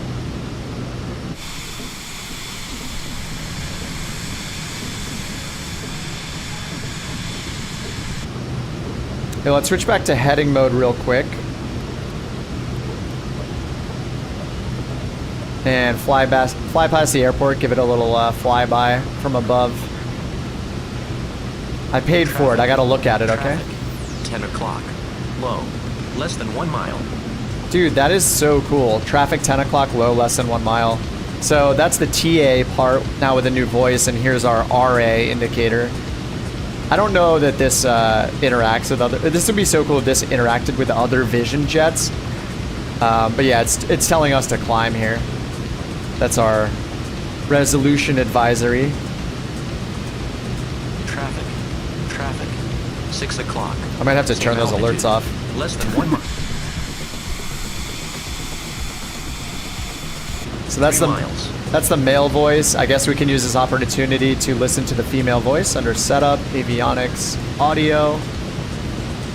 We had the female voice before, but there were no traffic alerts, so the phrases are new. Sierra says, is there a G1000 solution for the sim on par with a TDS? It's just the stock G1000. If you mean in terms of like realism, the G1000 is the reason why I have some subscribers on YouTube, basically, is because the working title team did a ton of work on it and made it incredible. So yeah, the G1000 is amazing already. I don't know that they have any planned feature improvements to it because they now announced last week that they're working on the G3X or G3X Touch. So that's their current project that they announced. So yeah, if they're, I don't know if they're planning on any other features. I haven't seen anything about it in their Discord in the G1000 channel. All right, turning right. We're only at 10,000 feet. I think we need to go higher, right? Let's go up to like 16.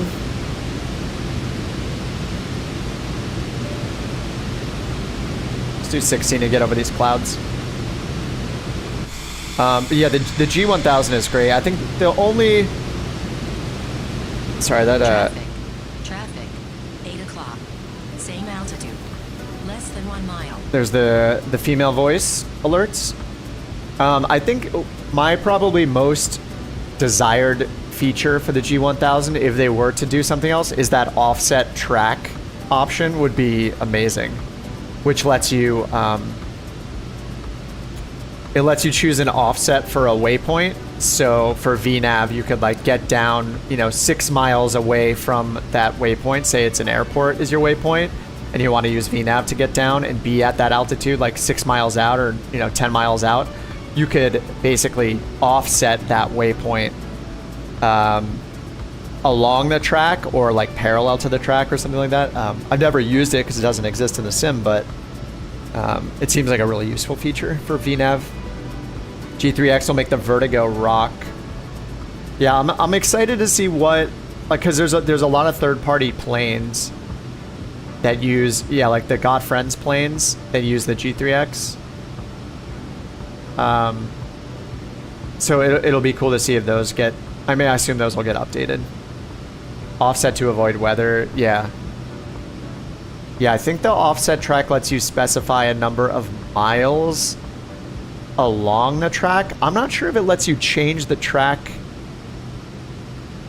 like how far away from the route you are or not, or it's just like for VNav purposes to be at an altitude before or after a waypoint. I guess normally you would do it before a waypoint. And now I have to look up the manual. G1000 NXI manual. Track offset. Yeah, along, it's ATK, along track offset.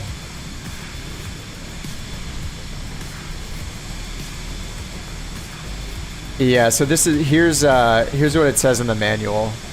Along track offset. So yeah, so it's an offset waypoint and distance from the flight plan waypoint. So it's not going to let you go deviate from the course, like to the left or right of course, but it's going to let you set, see in this case, you're setting a waypoint 5 miles before the SLN VOR. So if you were using VNav and say your destination airport was this one, HETAB, you could put in, say, traffic pattern elevation and then give it an offset of 5 miles or 6 miles or 9 miles, whatever you want. So you get down to your target altitude using VNav a specific number of miles before the waypoint instead of right at the waypoint. Because obviously, like, say you're flying, you're going to fly a traffic pattern there, but you want to use VNav to get down to traffic pattern altitude. Right now, you put in that VNav traffic pattern altitude, it's going to put it right on that waypoint, which is the airport. So VNav will take you down and you'll get to that, but you'll be right over the airport when you get to the traffic pattern altitude. So you would be able to pull it back 5 miles or 10 miles before then to get down to traffic pattern altitude miles before the airport. So that would be really nice. That's the use case I can think of. 216 knots. I'm not used to going this fast anymore. Even in the ATR, you don't go this fast. So we go like 170 knots, 160 knots in the ATR.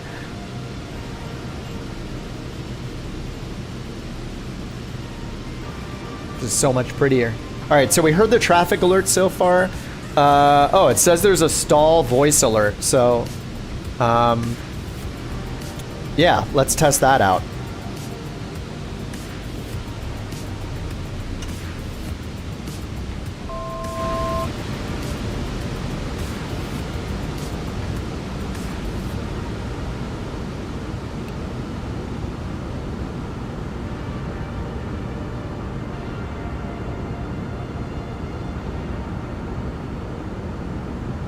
I don't hear it. I don't hear the stall. I don't hear the stall alert. Traffic. 6 o'clock. High. Less than 1 mile.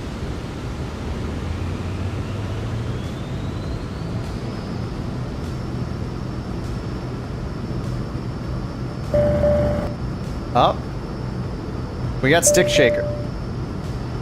Did he say something? Stall. Okay. Stall. Okay, that's good. Let's hear the male version. Stall. Nice.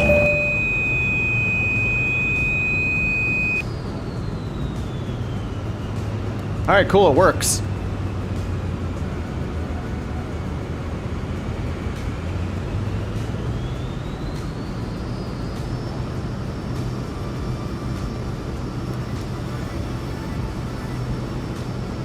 All right, sweet. All right, stall voice alert, and then our last one is minimum, so Stall good, sir. Should probably put the flaps back up.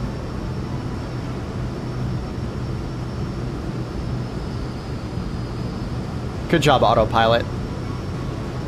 All right, speed FMS. We got everything turned back on here. 16,000 feet. It's descending a little bit for us.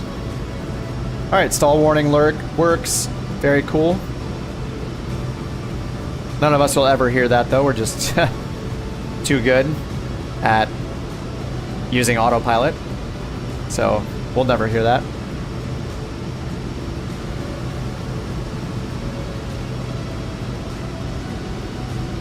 And then, yeah, it says smoother autopilot engagement. I mean, that was pretty good. It took me a bit to get it to stall, actually. I had to hold pitch trim down the entire time, like, or nose up, to get that stick shaker action going. I wonder if this thing actually has a stick shaker. Traffic. 12 o'clock. Low. 3 miles. Those traffic alerts are awesome. Stuhl. Wooden stall.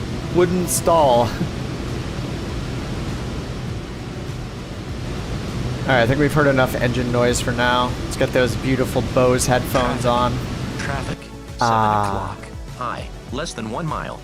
Now you guys are going to have to hear what I say, unfortunately for you. Now that the engine sounds aren't drowning me out.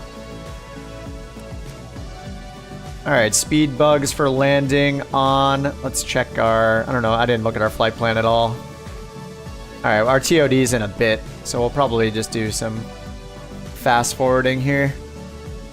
Alright, let's bring our... Let's see, our current VNAV target is not shown. But we got the FAF there, 5,400 feet. So I'll bring that selected altitude down to 54.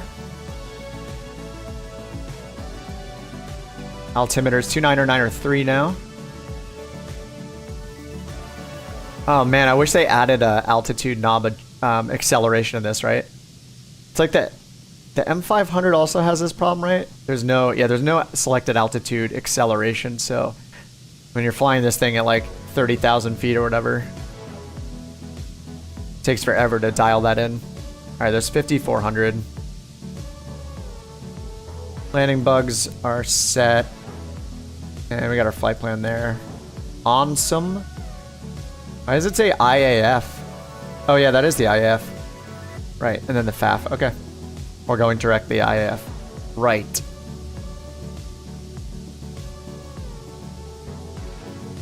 And yes, Navigraph settings. I guess I could bring the chart up over here if I wanted to.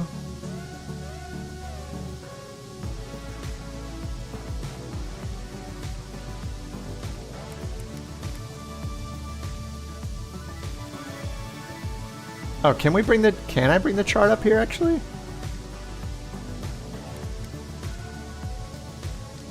Oh no, I can't. I think we might only, I forget actually. Is it in the Honda Jet that I can do that? I'm not sure that I can actually bring the chart up on the PFD.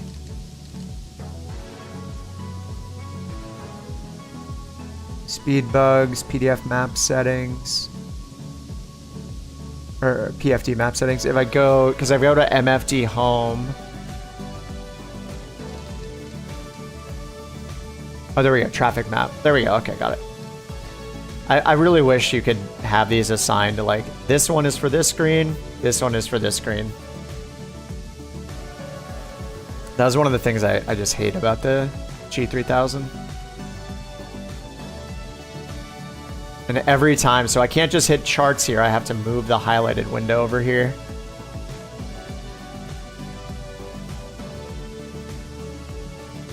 I wonder what the reason, like, I'm not sure if that's realistic or not, but it could be that when you're sitting here left seat, that it's hard to reach over to these, or to these, I'm not sure.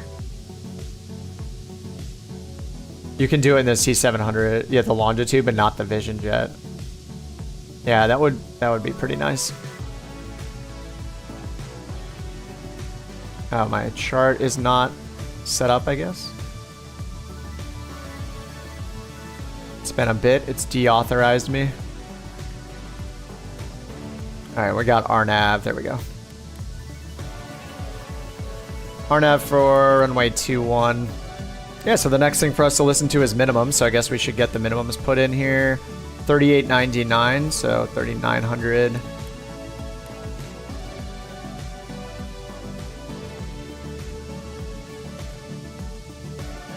$3,900 barrow. Set. Right there, LPV. Excellent. You forget if it works right in the Honda Jet. Yeah, I also forget. I just in general dislike the G3000 and G5000s in the simulator. I wonder what it feels like to use one in real life, because it's kind of the same thing. You're looking down here to touch touchscreen buttons that affect the screens up here. I guess if it works for Citation Max, then it must be good. He's got the G5000, right? In the longitude. Doesn't he fly a longitude? Works just fine, I guess. But for the sim, yeah, it could be worse, I guess. You just have to keep your camera like this. Hey, Jocko. Yeah, it's a Vision Jet. Yeah, we're just checking out the updates on the Vision Jet. It got a bunch of improvements today.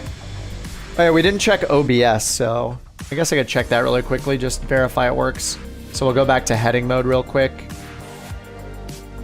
And if I recall correctly, the issue with it was that when you enable OBS mode, there was no way to change the course, because the autopilot unit itself does not have a course knob, but you should be able to use, it might be this knob here. One of these knobs should change the selected course. So here's OBS. Yep, there we go. So it's the outer top knob on PFD. I assume if I change MFD... Oh no, MFD also... Oh, that's weird. I'm not sure that it should do that, because this is set to MFD and it says pane. But I think ideally this says course or whatever right here as an indicator. But yeah, you can change, and we see it reflected over here on the map. So yeah, looks like OBS mode works now. I guess maybe it did work for VORs, but they specifically said OBS mode is now working when in FMS mode. So if you were doing VOR navigation, you had green needles here and you're tuning into VORs. It seems like what they're saying is that when you used OBS mode or you dialed in the course, that worked, but it just didn't work for FMS OBS mode. So, and now I guess it does. Wait, hold on. What's going on now though? Wait, our track is still changed, even though OBS mode is off. Wait, what the heck? Where is that line coming from? Guys? Alright, maybe there's a bug still. This is probably bugged because we're doing a direct to. That's interesting. If I go here and I activate the if I activate the leg instead, as if we took off and that was our first leg. Yeah, that works. Okay, well we just found a bug. So if you're going direct to a waypoint, you turn OBS on, move it, turn OBS off. Nope, it's still a bug. Look. Traffic. Yeah, there's still a bug here. Less than 1 mile. Because that's obviously not the track. That's not the course we want to be on. And is it different to what we set OBS mode on? Traffic. Yeah, it's keeping the... That is so weird. Yeah, it's keeping the old track in there. See, 303. So now if I go and I hit our active waypoint, reactivate it, now we're updated to a course of 255. Now I can re-engage nav mode. So OBS mode works to enable it and use it, but then once you turn it off, it looks like there's a bug. But at least you can use OBS mode. I mean, typically you're going to use that to line up with the runway anyway, probably, so that's fine. Might not run into that bug, realistically. Jocko says I need to go buy that now. It's really nice. Just make sure... So the Vision Jet is basically a turboprop.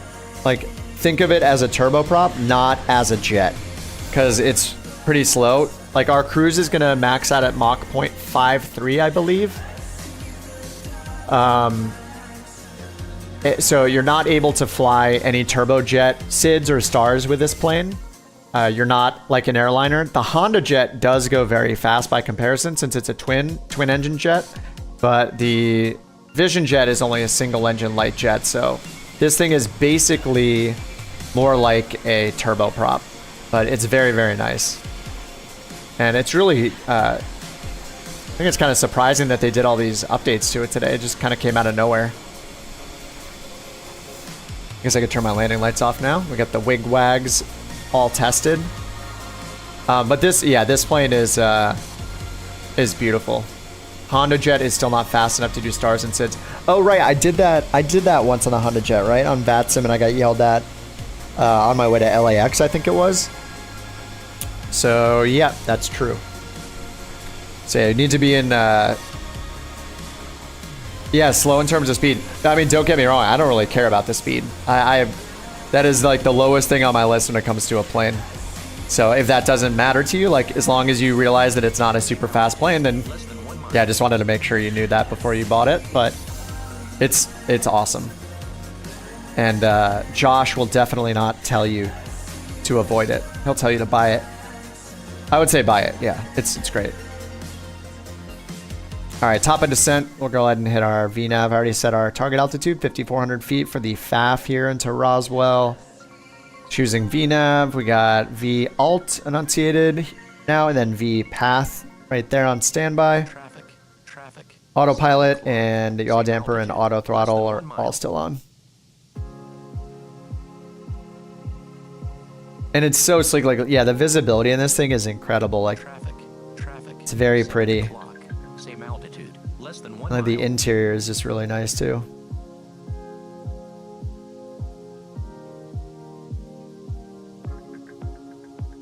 Can't open the door.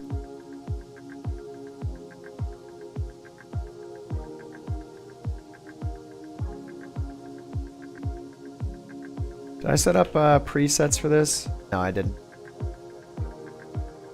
Little camera presets for back here. Like this would be a good one to set. Control Alt 1. Now if I hit Alt 1, takes us back.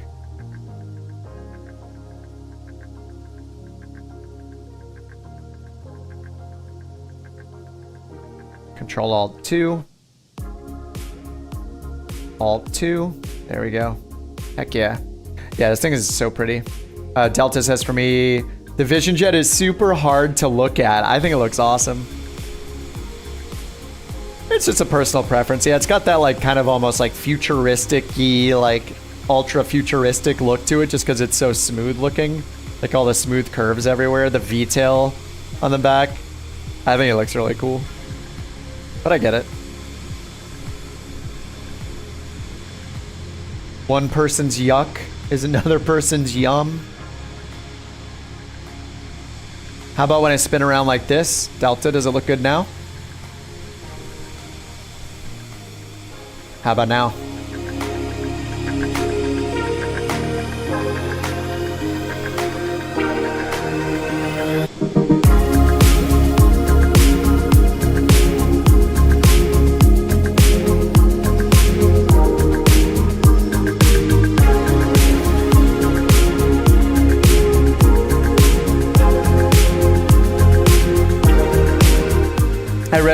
I read half your sentence. I stopped at the important part. You saying it's ugly. But really great to look out from. So you're saying it's what's on the inside that counts. Is that what you're saying?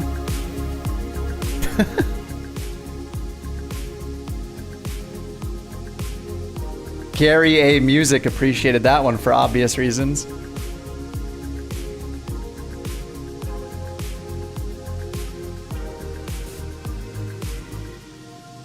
Rephrase what? Is Big Sierra getting censored? What's happening here? Unless he's dropping like racist terms or slurs, it's totally fine. Welcome to Plane Hub. Such a beautiful girl. Yeah, yeah. This is personal taste. I think it looks cool. Actually, don't know. Are there a lot of any good custom liveries for the Vision Jet yet? In the marketplace, of course. Badger, badger, badger. How are we looking on our descent here? TOD in 4 minutes and 27 seconds. How do you know when to activate TOD? Traffic. 2 o'clock. As long as you have as VNAV altitudes in your flight plan. So that means any waypoint that has a VNAV altitude in blue, you can like click and set one manually if you want, or all of these came in free for us because we pulled in an approach. Anytime you have VNAV altitudes defined in your flight plan, the FMS will automatically calculate your top of descent for you. So because all of these have altitudes put in that we need to be at certain points, all we have to do is pull down our selected altitude in blue right here with the altitude knob, then hit the VNAV button down here, and then it'll automatically start our descent when we get to that TOD marker right here in 3 minutes and 32 seconds. That's it. And you can do that in the any plane with VNAV on the autopilot that has like a Garmin. So Garmin G3000, G5000, G1000 all let you use VNAV. It's the best. VNAV is the best feature ever. Like climbing is no big deal generally. Like you can climb like no problem. You don't need much help climbing, right? You set your climb speed, you set your climb altitude, especially when you're in a small jet and you're not doing a SID or something like that with restrictions.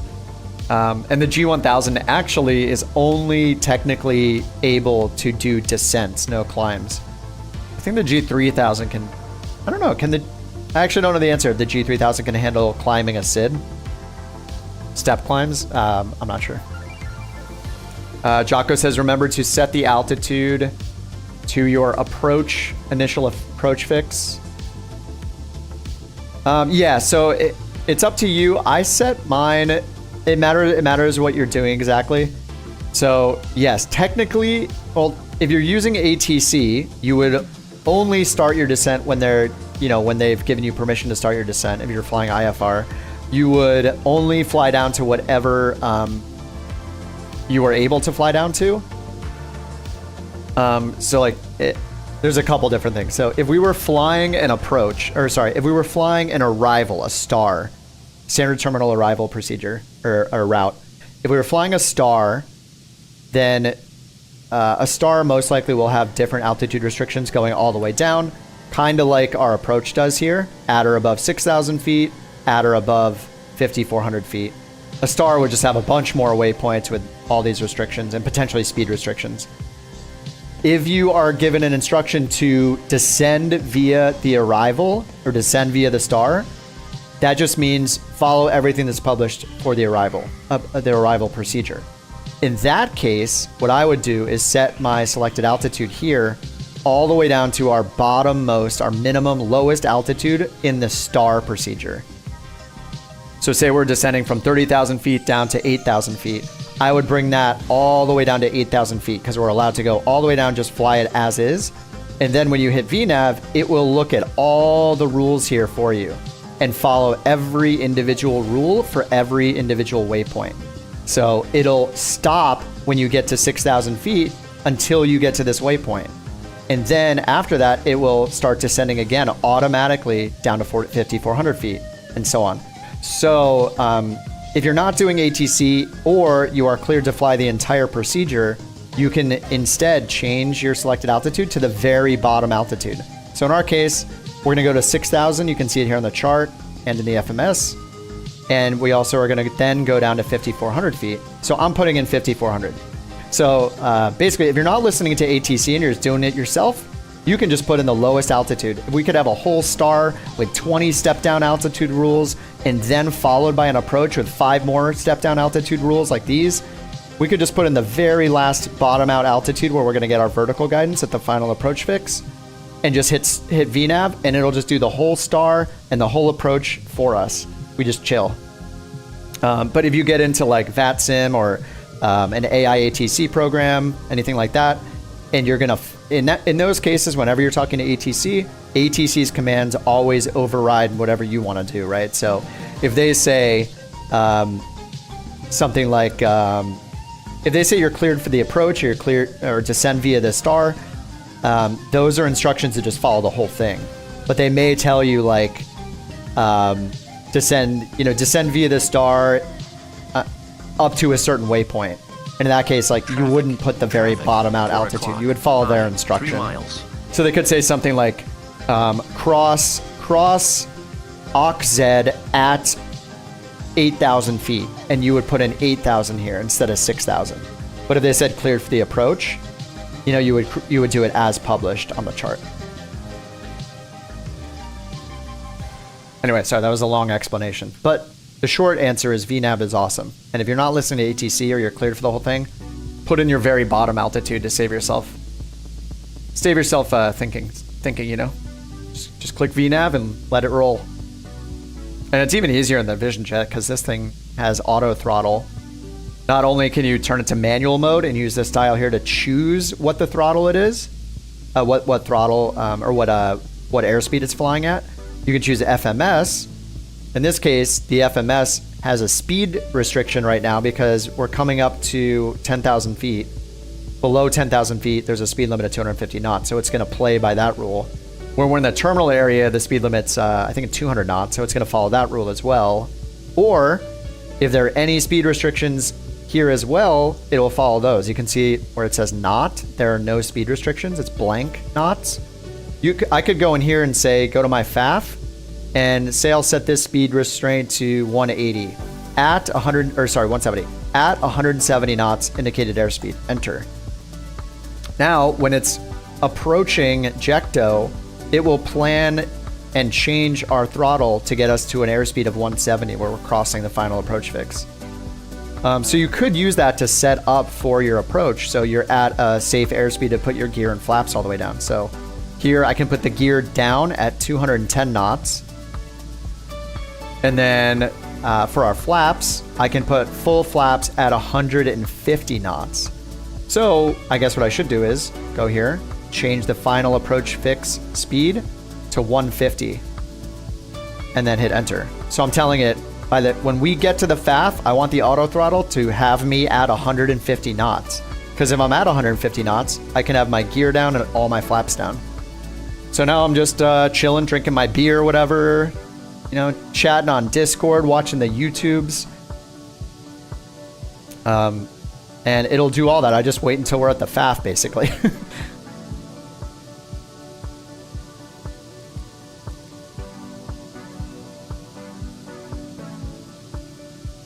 But yeah, you'll see, as far as VNAV right here in purple, this is showing our current VNAV altitude. So this is its current target altitude. It's going down to 6,000 and not below 6,000, not yet. But once it crosses this waypoint, OXZ, once it's on the way to Jecto, it will then be able to go down to 54. So if we had this selected altitude set at 6,000, it would not be able to descend to 5,400 at that waypoint because we're giving it a hard floor right here of 6,000. It cannot do anything below 6,000 unless we let it with the selected altitude.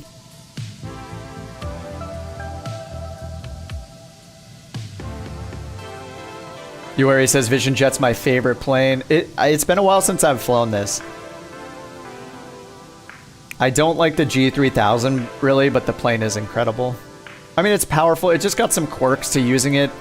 Like if you want to get the charts up and stuff, you have to use these knobs to change the purple highlighted window before you press buttons on it. So it takes a little getting used to. Less than 1 mile. See how, like, if I go over here and I choose this, I want to zoom my map out. Nope. It's not zooming the map because the purple is around this window. So I need to use one of the top knobs, highlight the map first, and now I can zoom the map. It just takes some getting used to. 7 o'clock. High. Less than 1 mile. So we can see it's already slowing me down to 150 knots. Traffic. 11. I feel like it's slowing me down a little, less than 1 mile. a little too soon. We're still 7 miles from OXZ. So if that's too slow, what I could do is I'll go in here and change this speed constraint to above 150 knots. See what it does now. Yeah, now it's putting us back to 250. So I'm not sure if it's going to actually slow us down to 150. It just does it kind of early. Let's get our landing lights back on. We're under 10,000 feet. So I think real world vision jet, I think this guy I saw on YouTube always leaves the landing lights on at all altitudes.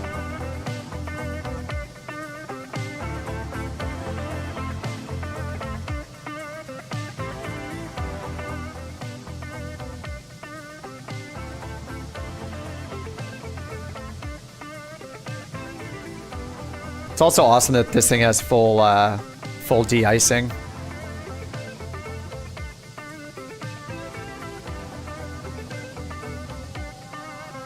Is being able to have the chart on the PFD new in the latest patch. Not the latest patch, but it's part of the Navigraph G3000 plugin. So if you have Navigraph, there's an app called the Navigraph Hub, H-U-B. If you don't have that downloaded, you'll want to download that because it lets you install plugins for things like the G1000, G3000, and also the new data cycle, the AirAC cycle. All right, now we're too fast, so I'm going to go change this speed to at. There's the airport. All right, we're still on VPath mode, going down to 5,400. I just hit approach on my Bravo. So that's the approach button right here. So it'll make sure we capture the vertical guidance. So we have GP in white. Auto throttle is still on. Jocko says, you've had Navigraph for 2 years. Yeah. Yeah, you just install the plugins and that'll give you Navigraph capability on the G5000, G3000, and G1000. There are 2 different plugins. But they're all part of the Navigraph Hub app. Delta says they had a vision jet at Oshkosh. Oh yeah, I saw one at Santa Monica. It was like 6 months ago or something, and I went. But they had like roped off. You couldn't get close to it. Navigraph is mandatory. Yeah. I think for IFR, Navigraph is 100%. Very important. All right, ice protection, descent thrust, ice protection's all off, seatbelt secure, altimeter is on. Whoa, how did that get to standard, Barrow? The heck? Where is the where is the Barrow button? Oh, right there. Did I hit that? 2986. All right, 140 knots. Gear down, we can do that under 210 knots. And flaps 1, I think we're good at 190. Okay, and 150 for full flaps. Traffic. 11 o'clock. Same altitude. And it's automatically slowing us to 140. I'm actually going to...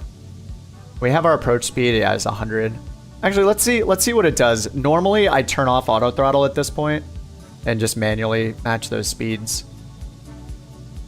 Phil says I chose Navigraph over Say Intention. Yeah, I would make the same choice.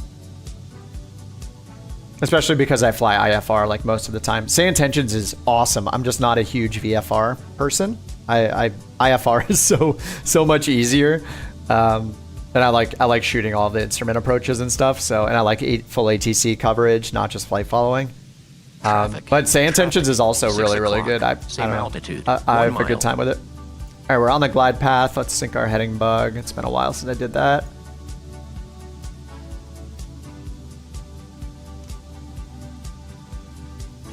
Go around altitude is 6,300, so we'll set that there. Selected altitude. It's got our speed at 140 still. Let's get our full flaps out now.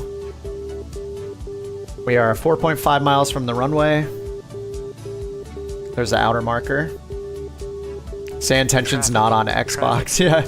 And you can use Navigraph on Xbox in a few planes now. Was it the Honda Jet? Can you use it on Xbox in the Vision Jet? You can in the M500. Oh, dude, it's doing 100 knots now. I feel like I've had issues with this in the past, but it's doing our approach speed for us as well. Auto throttle's still on. Pretty cool. Delta says Say Intentions really is amazing. Holding out for Beyond as a better injector. See, I actually don't care about the injector. I don't care about any other planes that I see. Like Most of the time, too, we're flying together, so I see you guys, but I don't care about AI planes being more accurate. I just care about the ATC being accurate for me. But I am also looking forward for Beyond ATC just because I fly IFR all the time. Same so. altitude. If Beyond ATC is as good as, say, Intentions, but for IFR, I'm going to be extremely happy with it as well.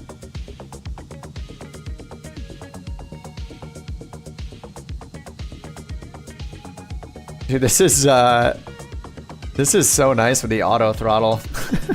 This is crazy.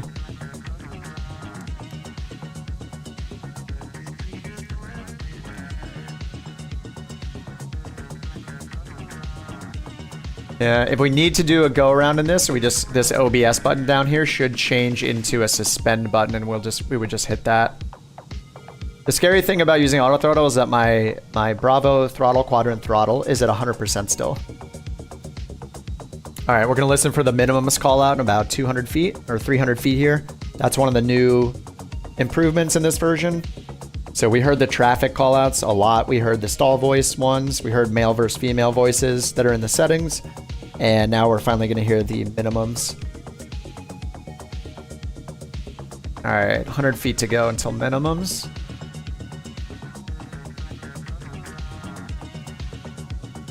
Nothing like coming out of a bank of clouds and fog right at minimums. Perfectly lined up with the runway. Yeah, it's incredible. I love it. Love the technology. All right, here it comes. Minimums. Minimums. Awesome. All right, well, we're going to turn the autopilot off now. Yaw damper off.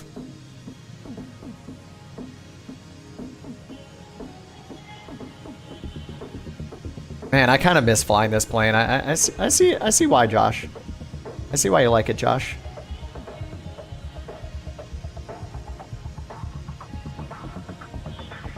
Great camera presets too. Like, look at this landing camera preset.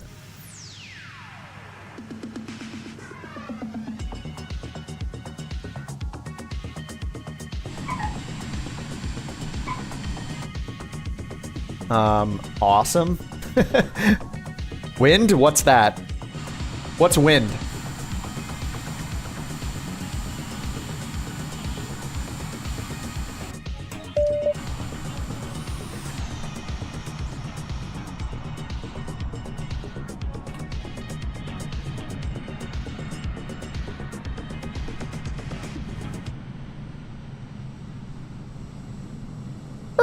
Oh my god, that looked so soft. Look at the black livery. Absolutely gorgeous.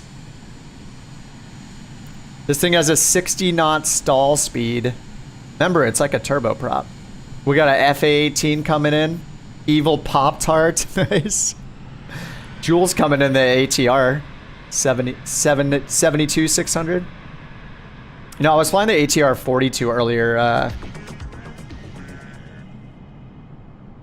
Did I fly it one last night? And I did a quick hop over a little lunch break today as well in the 42. It climbs pretty nice, actually. And there's not much of a payment or earnings difference in on-air company between the 72 and the 42, actually, which is very strange. You would think there'd be a massive difference in how much money you earn, but at least with the freelance routes, it doesn't seem to make a difference.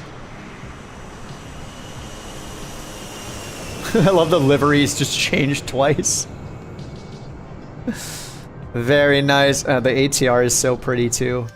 Dual prop, everything is just looks so good. Hey Sean, did I recover from my ATR flight? Yeah, I've done like 3 or 4 startups at this point since then.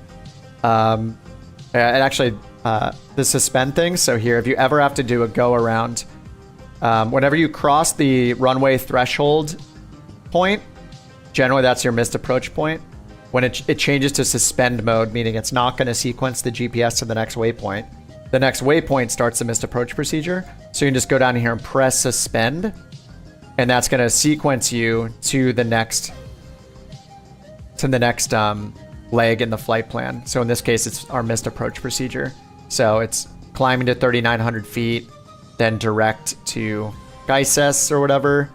missed approach holding point, and then it's going to hold us there in that racetrack pattern.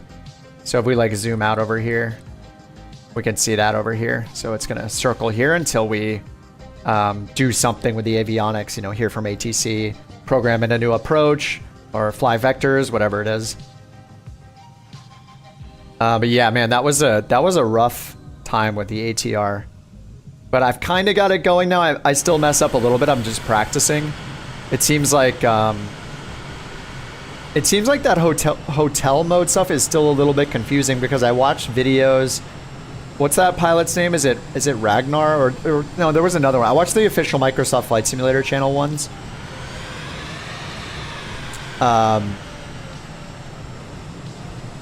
Anyway, I'm not perfect at it yet, but I'm definitely had a few successful flights since then. So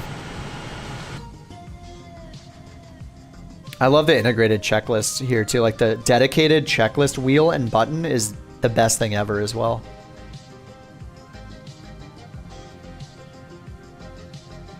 Oh, Magnar or Magnar. That's it. Sorry, not Ragnar. The Viking. Lights, flaps, that was the approach checklist. Before landing. Autopilot off. Landing, flaps 100%. We did all this. But yeah, you can just point at this. So the checklist wheel, when the checklist is off, all you have to do is right click on this wheel right here.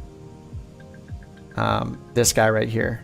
So it's a dedicated checklist button. So you right click it to push it in like a button. And then you can use your mouse wheel or click and drag it up and down to select. And then as you keep pushing, it goes to the next checklist.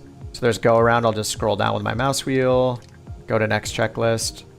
After landing flaps, engine IPS. So we'll turn engine off. Probe heat switch off. External lights as required. Brakes check. And then we have shutdown.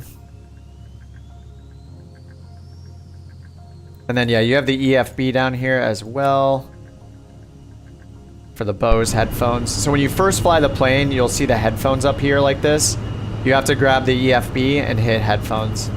It's kind of annoying. I wish it would be like, it would remember each time. But yeah, and you can hit noise reduction if you want.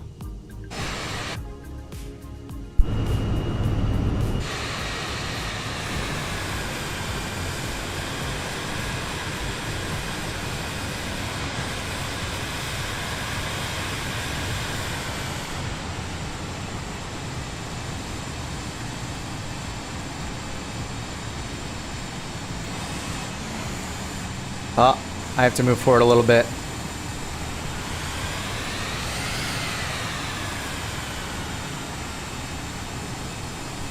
Bam. Look at us. We're getting so good. We've never even talked about lining up better. It's just suddenly happening. Look at this. It's like we're at a car show or something. Ah, which color livery would you like with your Vision Jet today there, Jocko? Choose your plane, Jocko. You're about to purchase a Vision Jet? Make your choice. And happy landings. Yeah, the Viking.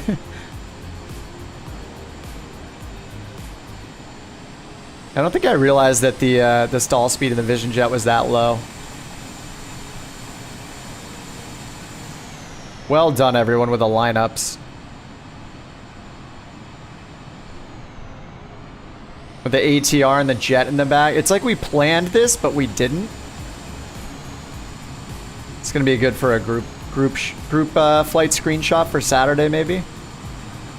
The runway looks kind of crappy with all those random lights all over the taxiway, though.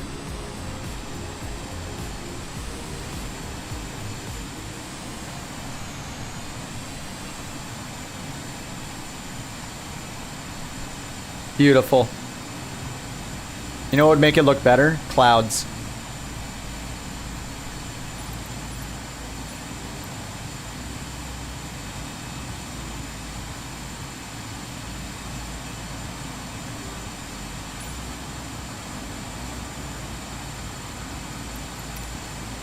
That's a lot better. A lot better.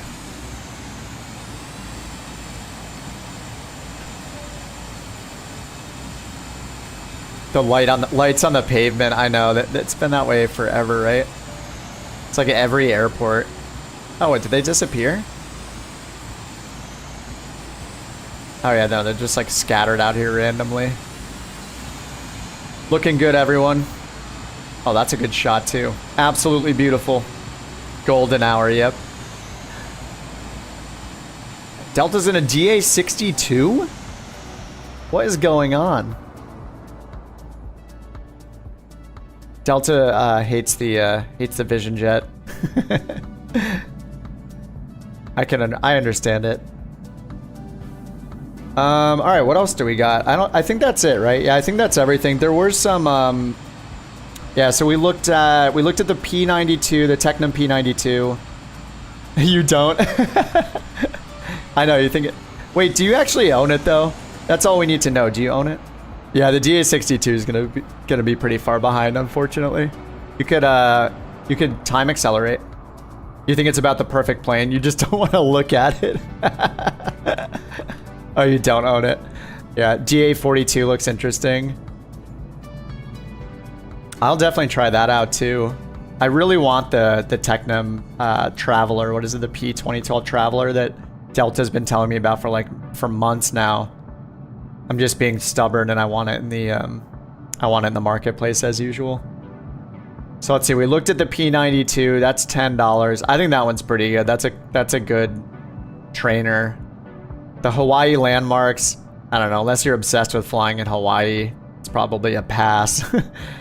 Waterloo. I got Waterloo. Waterloo looked good for sure. The MSF scenery builders. I think Waterloo looked pretty good. I mean, it's a smaller airport though. $12.99. And then Lubbock was kind of whatever. I thought the gates area looked pretty good, but I don't know if the ground textures and stuff might have been my issue. Because like these ground textures, these are through Orbex, like global ground textures or whatever it is. So it's possible I have some conflicts there. And then yeah, Vision Jet update is sweet. There's a bunch of bug fixes I didn't mention as well. So I know Josh posted them all in the Discord earlier. You can like look at the flight sim forums. I think that lists them as well. But we did look at, yeah, OBS mode works. Male and female alert voices. So you can pick male now if you want in the GFC settings on the touchscreen. We heard the stall noises, the minimums noises, the traffic alert noises, the wigwag lights. We looked at those. Pretty cool. And then, yeah, I mean, the takeoff from the taxiway and the landing were both really, really smooth. So I don't know if that's just because we got lucky with winds or it's because of the improvements they made. Because it says they reduced the environmental impact on the aircraft during takeoff roll. So they made some changes for it to be smoother on takeoff, and I assume that will affect the landing as well, the rollout.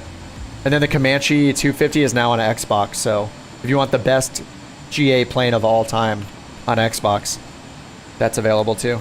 There were also updates to the Embraer like 110 series, but I don't think I have that installed. I might have it installed, but I don't know anything about what the updates were, and I haven't flown it really, so no opinion there. All right, yeah, I think that's everything for today. It's like a good $50-ish of products we looked at. Thank you, YouTube, for funding it through ad revenue. And if you guys got ads during the stream, then you know, it's viewing those ads that makes this possible. All right, guys, and all the memberships, of course. All right, dudes, chill 2.5 hour stream. I like doing these Thursday streams. I'm gonna keep doing these marketplace streams. It's fun to try all these new things out. And yeah, thanks for flying along. Amazing lineup at the end there. I mean, it's got to be the most beautiful lineup that has ever been done on the stream. Absolutely incredible. All right, guys, have a great night. Yeah, marketplace roulette. I think with some of it was definitely roulette, but the P92 was great. All right, guys, I will see you all on Saturday. We'll do a group flight on Saturday. And I'm going to go, I think, watch an episode of Battlestar Galactica and chug some nice, cool water. It sounds so good right now. Just a glass of water. It sounds so lame when I say it out loud. All right, guys, have a great rest of your night. I'll see you guys on Saturday. And don't let those cigarettes go out, you know? All right, guys, have a great one. Thanks for flying along. Good to see you all. Josh, Soul, Seth, Delta, Jocko, enjoy your brand new Vision Jet if you pick it up. Soul, Cyber, Sierra, Gary, Raccoon. All right, guys, have a great night. I'll see you next time. Peace.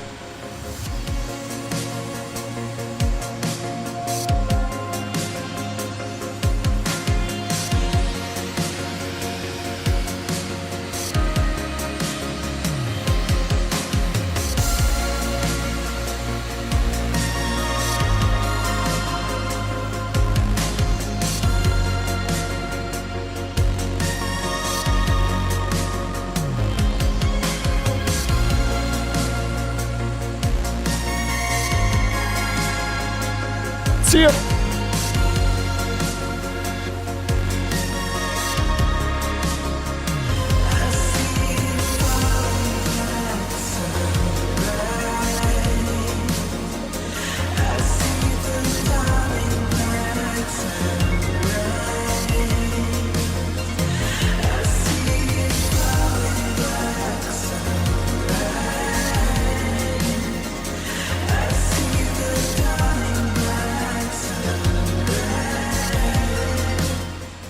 I'm seeing if I can see Delta coming for the landing. It looks like he's getting close, or he's doing aerobatics.